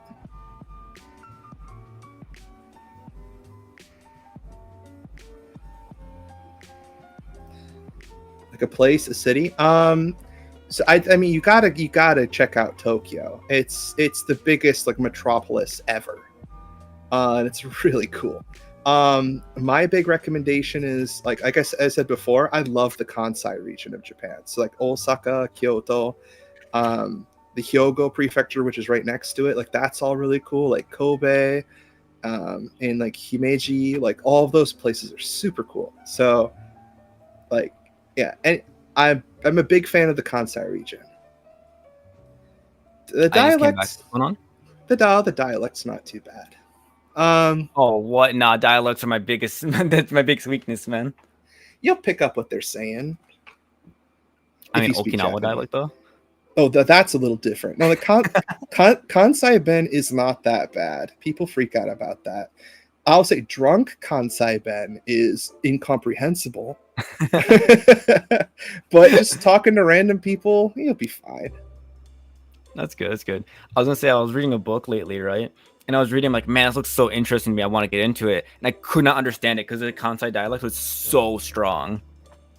Yeah, they do Like, you that know, in it's bad when like, you look up a dictionary and just not on there.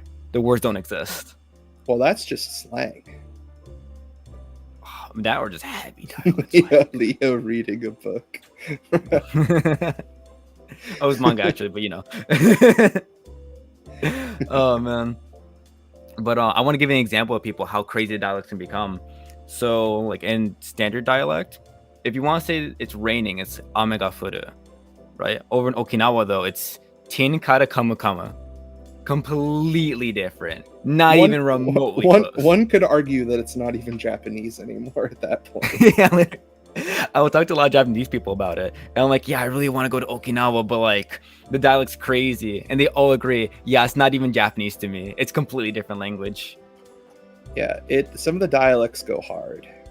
Like Yeah. That being they said, though, if you go somewhere, for the most part, everyone can understand regular dialects, yeah, and they can like, switch onto it for you. everyone will understand the Tokyo dialect because that's what's taught in school. Yeah. Also, I go on a lot of calls with people, and I just assume they're from Tokyo because they're using the standard dialect. And they're like, actually, no, I'm actually from like Kansai or whatever. And then they'll switch their accent for a second. I'm like, Then you go, Nandi ya ne? oh, that's great. I think the Kansai dialect's so cool. What about it intrigues you the most? I just like how it sounds and how it flows. Like everything about Kansai seems so relaxed and laid back, and to me, like it really resonates with my kind of Americanness and Westernness, which is like kind of like one of the reasons why like I like my girlfriend so much is because she's the most non-Japanese Japanese person I've ever met. Can you define that? Like she's like, you know, where I said like a lot of Japanese people are kind of like shy and not very outgoing. She's kind of the opposite of that, or she's like really like not afraid to be her, like to kind of, because there's a big thing in Japanese. There's like the honmei and like tatemae. So like there's the tatemae, which is like the face you show everybody else, and then there's like the honmei, which is like your actual self. And with her, like I haven't seen her at work or anything, but when it's her, it's all honmei all the time.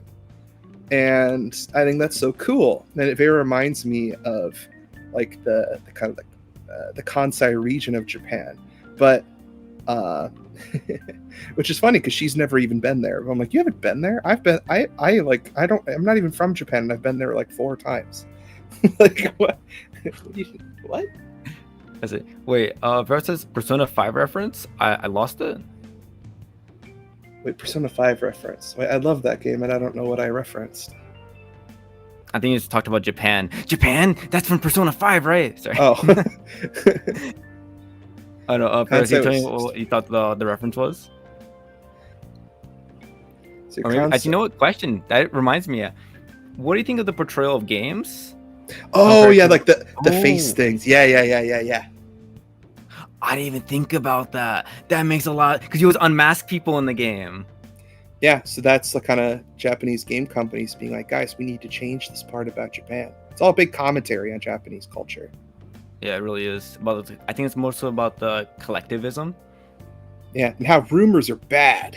Right, we're sharing like rumor. Yeah, but there's a big part of Persona 5 that's like adults are bad. Adults are bad. Well, I don't know how much. Actually, yeah, maybe it could be the difference between like the young people and the boomers. You're sick of their ways. Yep. But no, that's a very cool thing. I didn't think about connecting that together. That's true. Yeah, but I like that. One thing I was gonna mention before is what do you think about portrayal in games compared to how Japan, the real Japan, how it's like? What games are we talking about? Like Dead or Alive? Or are we talking about? I'm going into Persona 5. Like Persona 5. Like, I guess other than the whole like action part of it, but like how they portray like going to school, the cities like there, of people act or anything like that. I'd say it's exaggerated, but some parts are really on the nose. Which part where you say it's on the nose? Like the whole like rumor spreading and like the bullying problem and like kind of like abuse. That's like a problem here. Oh yikes. Yeah, it's a big problem. And so I'm like really glad the games like that are kind of bringing that into like the social consciousness. And I also think that, like, again, it's that avoidance of conflict. Like, people will let like students like bully them, and they won't tell anybody about it. And then if people do know about it, they won't do anything about it because they don't want to accept. Don't want to upset the balance of, like, they don't want to be the one that causes conflict. And so and then just nothing changes, and then people go to extremes, and that's very sad. Dang.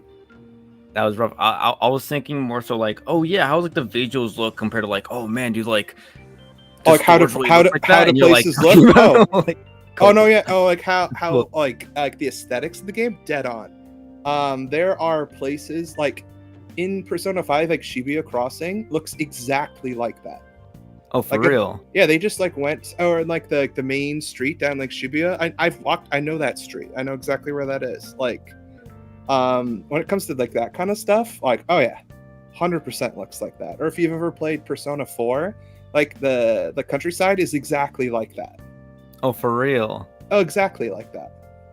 Oh, dang, I gotta play that again now with that perspective in mind. It reminds me of, as well. I don't know if maybe you guys played Akiba Strip, but essentially a fighting game. But whenever you do more damage, they lose clothes. When they lose all their clothes, you win.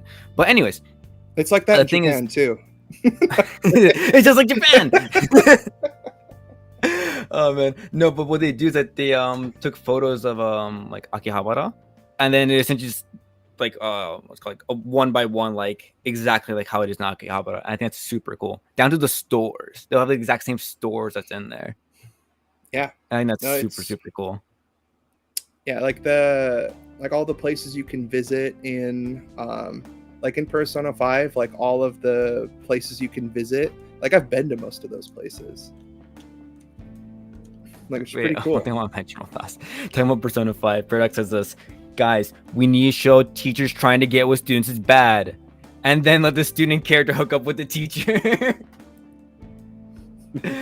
Oh, that's great.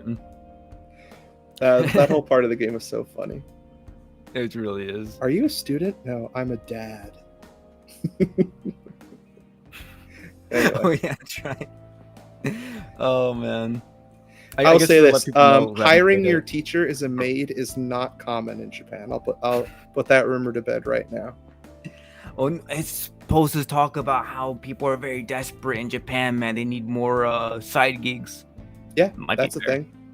Yeah. That's a true thing. So maybe finding your teacher as like a maid, maybe isn't as crazy.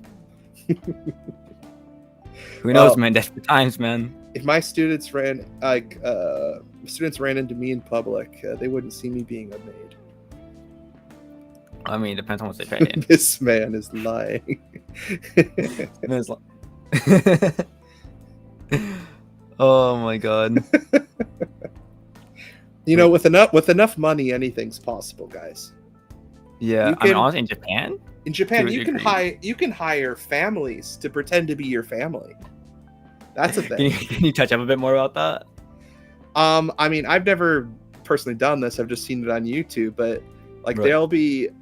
There are services where you can hire someone to pretend to be your girlfriend, or pretend to be your boyfriend, or pretend to be your family.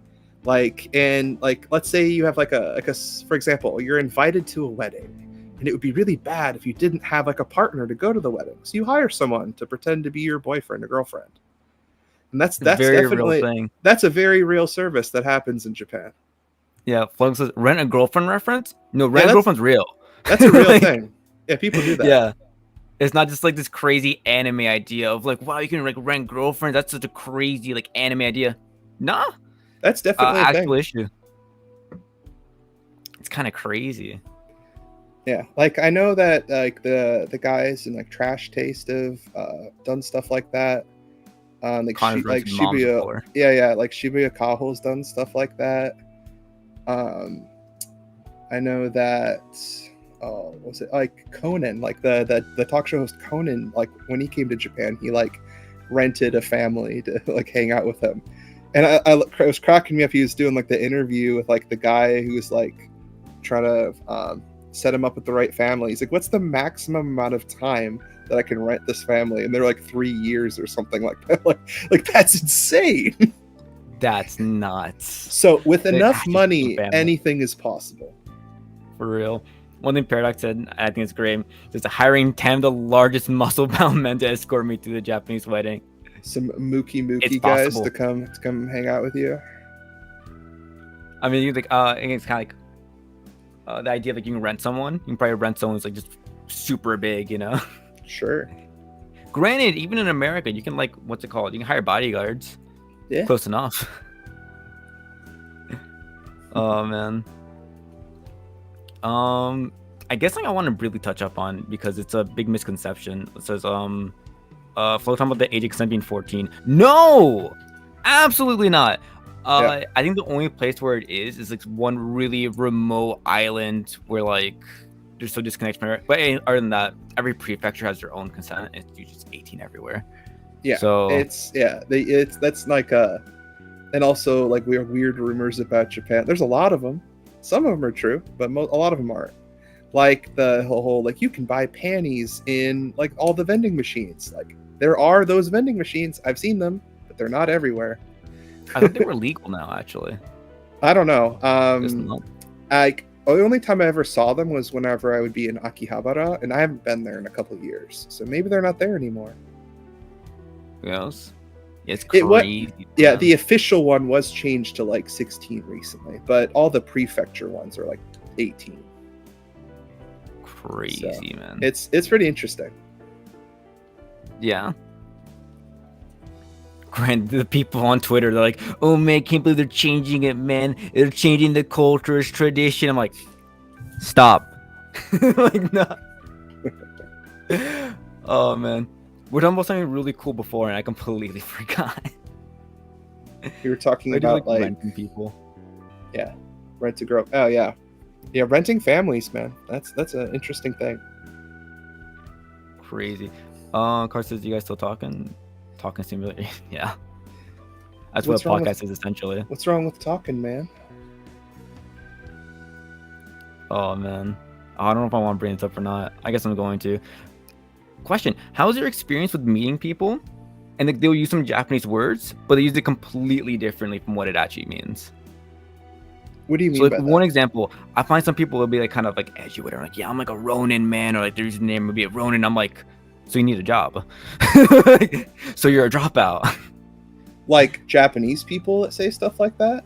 No, I'll see like what's called like some people on their Discord, like Westerners. They like, might call themselves like Romans or whatever. Because I think it means like a samurai without a master. So it's supposed to be like kind of like edgy or whatever, something like that. But it also just means in Japanese, someone that doesn't have a job, like they're unemployed, or if they dropped out of high school or college. I could see And that's that just what being I a. immediately I think could see of. that being a slang. I don't know. I don't have a lot of background with that, so I can't speak to that, Oh, okay. unfortunately. No, you're all good. You're all good. Oh man. Oh, I like this. Kaushik asked this. What's the reason for becoming a teacher, and is it worth it? The reason I became an English teacher is because it is the easiest way to get a working visa. If you have a college degree in pretty much anything, and you want to teach English here and you're a native speaker, they will throw a job at you. It might not be in the part of Japan you want it to be in, but they will throw you a job. So yeah, that's why I got out here. I didn't have that much interest in teaching English before that, but I think being able to do public speaking very well is an important skill to learn, and you definitely learn that teaching. For sure. Long term, no. I'm actually currently looking for to kind of transfer out of teaching English into doing some other stuff. What are you thinking of? Not anything really in particular. But I was, the dream job would be to do something working in the voice acting industry. Not necessarily as an actor, but I think the whole scene is really interesting. Yeah, So a lot of people are very, very talented over there. yeah, But a lot of voice actors are essentially just like idols, I guess, as well. Yeah, I mean, there's definitely the idols, and there's also like the voice acting culture, but that's its whole thing. But I just want to try something other than my stipulations. I don't want to teach English forever, because to me it's just a job, and I'm pretty good at it. But to me, it's not something I want to do forever. And I also don't want to be a salaryman. But another thing is being an English teacher is actually can be quite lucrative here in Japan. If you find the right company and the right contracts. So like I don't want to change work to just get paid less somewhere. So I'm trying to like upgrade. Right. Just trying to climb up. One So thing Flogo says, teach Leo some English, please. Yo, we need a stream where you teach me English, man. I definitely need it. Oh man. well, like teaching English, I think his English is definitely passable. Well, they see everything I do wrong when I translate something. Because like sometimes my English just goes down to 0, man. That, or if I'm reading something in Japanese, I'll translate it and I make it sound like Google Translate just because the word order in Japanese is so different. And sometimes I don't like naturally make it sound good, I guess you could say. Teach him our docs. Documents when we were translating stuff. It can get pretty bad. Which My English is bad. Which of the two of you is better in Japanese? Practical experience, I'd say probably me. Actually, probably definitely. Sorry, Leo. No, just because I- I've had experience to speaking Japanese to people like in Japan for the past 5 years. Like the amount of progress you'll see when you're actually immersed in like the culture and you're here speaking it, you'll improve dramatically very quickly. However, I think kanji knowledge wise, Leo has me beat because he is a better book studier than I am. And the amount of kanji characters he knows is definitely more than me. But I think I have more experience putting sentences together and kind of keeping a natural flow of conversation. I feel like this. And it's You're too. very. Oh, go ahead. Sorry. I would say like you're very very good at conversating, right? Like speaking Japanese, you win by far, right? But maybe I have like a bit of an edge when it comes to like reading or so. Yeah. I think that's the best way to put it. It's kind of weird to say if someone's like better in Japanese or not, because there's so many different aspects of it, you know? Because it's all a bunch of different skills, and even when you're learning a language, you'll get to like a level where you can talk around things that you don't know. Like I know like a lot of vocabulary and a lot of stuff like regarding many different subjects, but let's say if I have to go to the tax office to do deal with tax stuff in Japanese, most of that vocabulary I don't know what that is. And so I'm like looking at like tax forms in Japanese, and I'm like, oh god, I don't know what half of these kanji characters mean. And unfortunately, unlike English, it's kind of hard to piece together what things mean just by context. So that's when you got to break out your good friend Jisho, which is dictionary, and you gotta do a little work there. Actually, that reminds me. Hey, before we get into it, Perek says, I'm not going to fault Leo on grammar. English grammar is fucking evil. How is that teaching grammar to Japanese people if they have like, no idea about like English structure whatsoever? Most of the time, I'm not teaching like English from zero. It's more like I teach English that's supplementary to what they're learning in school. So I do teach things, like different tenses and roughly how sentence structure works. And I think having like a background and knowing what they know in Japanese and knowing how it's different, that helps me teach English for sure. I see. So having that background, I think being able to speak Japanese is an absolute an asset in teaching people. I think when you're learning a language, you need to have a common language with your teacher to like ask things. And earlier I talked about how I'd speak up in teacher meetings. Like at that first school I taught at, they didn't want us speaking Japanese to the students like at all. They wanted zero Japanese in the classroom, and I'm like, these kids are 5 years old and they barely can speak any English at all. So I'm spending half the class. I'm spending most of the class doing charades, trying to get them to figure out like what this means when I can just tell them what it means in Japanese. It's like Right. why are we making this so much harder than it is? But I think when you're learning a language, having like a common language with your teacher is so important. For sure. One thing I want to mention is about how crazy Japanese gets different with its how to put it, the sentence structure and everything, right? So just to give someone example, if you want to say like, I want to eat an apple, you say apple eat want instead. If you kind of Yeah. get what I mean, like want at the end, but like everything's kind of just other way around for the most part. But also, Max said earlier about it being hard to figure out things in context. The thing is, they don't say like you or I, or even what they're talking about for the most part. They just drop all the nouns, and I gotta say that is the hardest part when it comes to understanding Japanese. If you like Uh, space out for a little bit, it's I'll like, tell you oh, what, what are they talking about anymore, dude? it makes it so hard to eavesdrop on people because you don't know the context of what they're talking about. So it's just like a bunch of like, it's so hard to eavesdrop on people. You just hear a bunch of adjectives and like verbs. Don't know what's Yeah, I'm like, about the. well, they're doing something about that. Like, I don't know what that is. The perfect spy language. Yes, Yeah. you just drop. Things only make sense in context. Literally, man. I gotta say that's the hardest thing when it comes to translating as well. Because I'll translate something, and especially if they're being purposely vague, it could be these people talking about this thing that hasn't been revealed yet. And you can only know that if you read the next chapter or like several chapters later. That is the hardest thing when it comes to Japanese, is the fact they just don't say what they're talking about. To kind of answer Strike's question from earlier, why am I in an interview with some random unpopular ecchi manga translator? I maybe you missed my kind of intro in the beginning, but I taught Leo Japanese. I am his sensei. I learned everything. Quite literally, yes, my sensei. So he asked me to come on and like talk for a bit. So I thought, why not? Yeah, dude. I gotta say, it's a pleasure having you on, man. This is a lot of fun.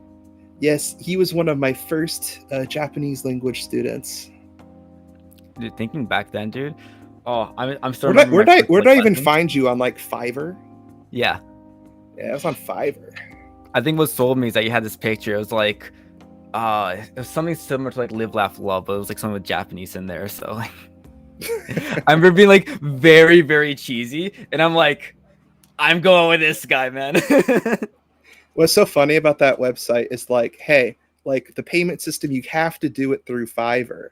And it's like, I used it just to find students. And as soon as I found them, like, hey, we're going to switch to PayPal. So I would have cut Fiverr out of our arrangement immediately.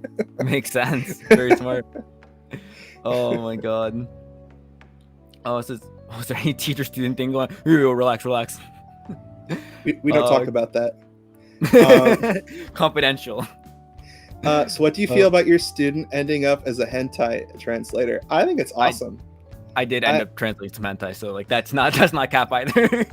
I think it's really awesome that he's doing that. It's like it's a cool thing to do, to be honest.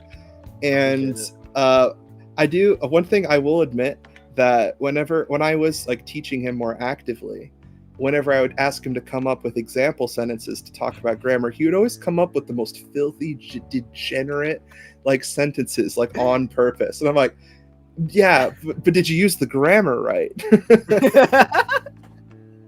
I remember the conversation we had where everything switched over, because like it used to be like kind of professional, very clean, because like, oh, he's my teacher, I should be like more like proper, you know what I mean? And then you discovered how casual I am. Yeah. Well, the thing is, I was testing the water one day. I guess I'm gonna say it's very, very cringe, but like, I was talking to my friend of mine. I was teaching him like very, very basic grammar, and I said like, "Neko no manko wa kirei desu ne," something like that. I'm like, yeah, it's very bad. It's so bad. That's some filth. That's some filth. I don't know if I want to say that, but like, that is not children cover your ears. That's not for good. For sure. And then I said that, and you're like bamboozled, but you're like, I think that crossed the barrier of like, oh, I can joke around with this guy a bit more now. I think what were we practicing at that? I think like the ne suffix, like the desne thing. I think that's what that was at the time. Could have been, man. That was like what, 3 years ago, something like that. Yeah, like I think. Dog. I think I started teaching you, I want to say, yeah, 3 years ago. And we did that pretty actively for about a year and a half. And then you just self-studied like crazy for a while. And Oh then yeah. you came back and you're like, hey, I just want to like just practice talking to you. And then we just did that for a bit. And I think honestly, I felt like there wasn't that much more I could teach him. So I felt bad about charging him money. So I No, was I think it like, helped a lot actually. then Okay, life I was advice like, for everyone here. I was just like, we can just talk. It's fine. Well, like I still want to mention this, right? Because again, really, really strong life advice. Just get someone to keep you accountable, man. Genuinely, that is probably the biggest superpower you can get.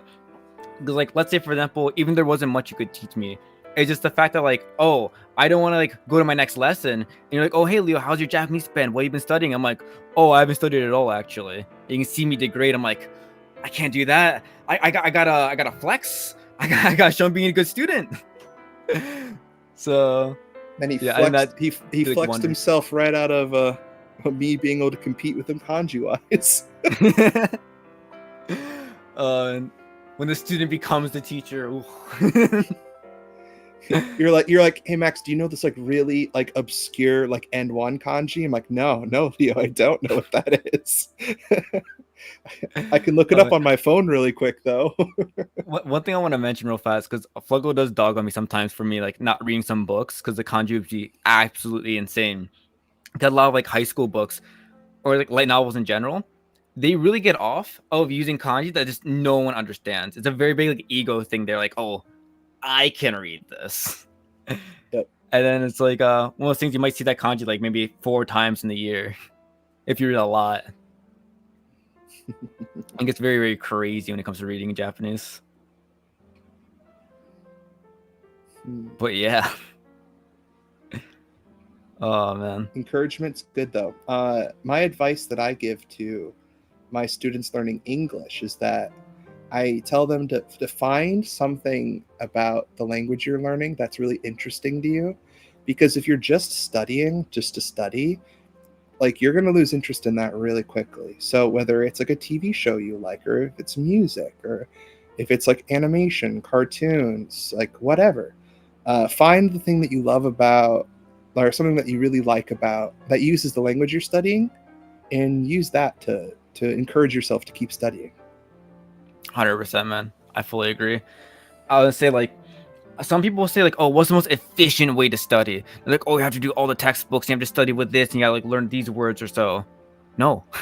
The most efficient way is like if you're enjoying it or not. A lot of Yeah. it's about like the long run. So like let's say for example, if you are like a hardcore weeb and you just want to study through Japanese, like sorry, with manga or something like that, right?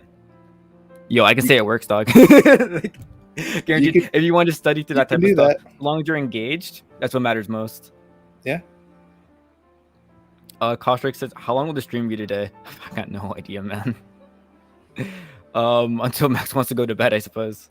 Actually, I was coming to that actually, because I do have to teach in the morning, so I was gonna lead into me exiting pretty soon.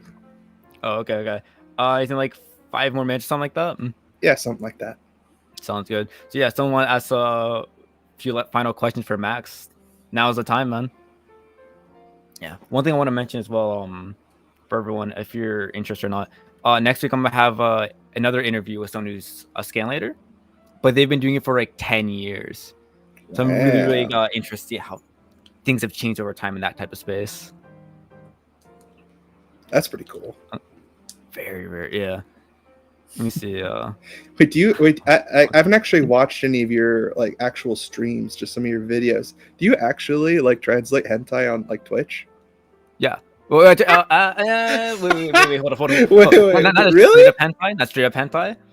But what's it called? There was a series I was doing where it was borderline. It was very much borderline.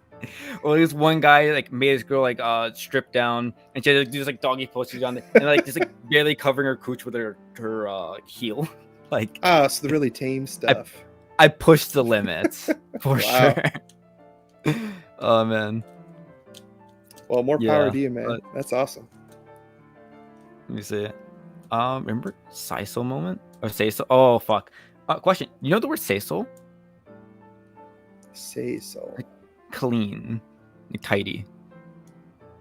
I'm not sure if I've heard that word before. Okay. Say so. Apparently, it's a common word. Like you can call a girl say so, but it means like she's like pure or something like that. But I was on a call with what's it called, like a Japanese friend of mine, and she said she never heard it. And I think it's one of those words where it only exists in English, but doesn't actually exist in Japanese. Or kind of like how the word like sakuga, it just means like a frame, like a picture. But over here, it's like, oh, sakuga means really good picture from like an anime or so. Huh. Let me see. Well, from my looking up in the dictionary, cleaning, clean up garbage collection, scavenging, kind of like, that's not actually referring to like the picking up garbage, right? That seems like a kind of slang usage. No. Interesting. Wait. Oh, folks, I never tell the story. Oh. Anyways, about that, we're having a debate about that. So I actually went to look up like, oh, like say so girls, in Google, and I was on stream and I was showing my screen, and then I ended up just getting straight up hentai, just straight up like pornography all over the place. That sounds like a dangerous like Google search right there. Yeah, it was really bad. I thought it was gonna be a pure girl, but instead I skipped pornography. Very different. But have you seen that clip of Pokimane? Like someone's in her porn accent, she's screaming. No, I haven't really seen a lot of Pokimane. Neither do I. I saw one clip I thought was very funny, but I thought to myself, she's being over dramatic or something like that. It's whatever. And then I end up doing the same thing. Like I legit freaked out. I'm like, it happens. That's it. I've been streaming for the past couple months, all for nothing. Well, oh man. Another kind of interesting Google search that could go very weirdly, very quickly. If you look up oyakodon, you know what that is. Oyakodon? Yeah. Oyakodonburi. It means what's it? Wait, donburi. Wait. I don't like this booty at the end. You know, like that. Like oyakodon is delicious. Right. Oh no! What? All right, I'm gonna look this up. I'm curious. So, oyakodon. Yeah, booty. Oyakodon, and then if you add the booty, it changes a little bit. Wait, oyakodon. That's right. Yeah, oyakodon booty. Like parent-child bowl. Well, I didn't want to call the content. I didn't find anything weird. Maybe I have stage or something like that. You guys, before I go, you guys in chat want to know some dirty Japanese slang? Let's hear it. So in Japan, a oyakodon, oyako means like parent-child. So a oyakodon is a parent-child bowl. What that is they have like when they have chicken with like scrambled eggs on top. So that's like what an oyakodon is, right? So it's kind of fucked up because it's like, yeah, right. But in kind of slang terms, an oyakodonburi is when a guy has sex with both the mother and daughter at the same time. Oh no! There you guys go. God damn it! All right, with that, I think my job here is done.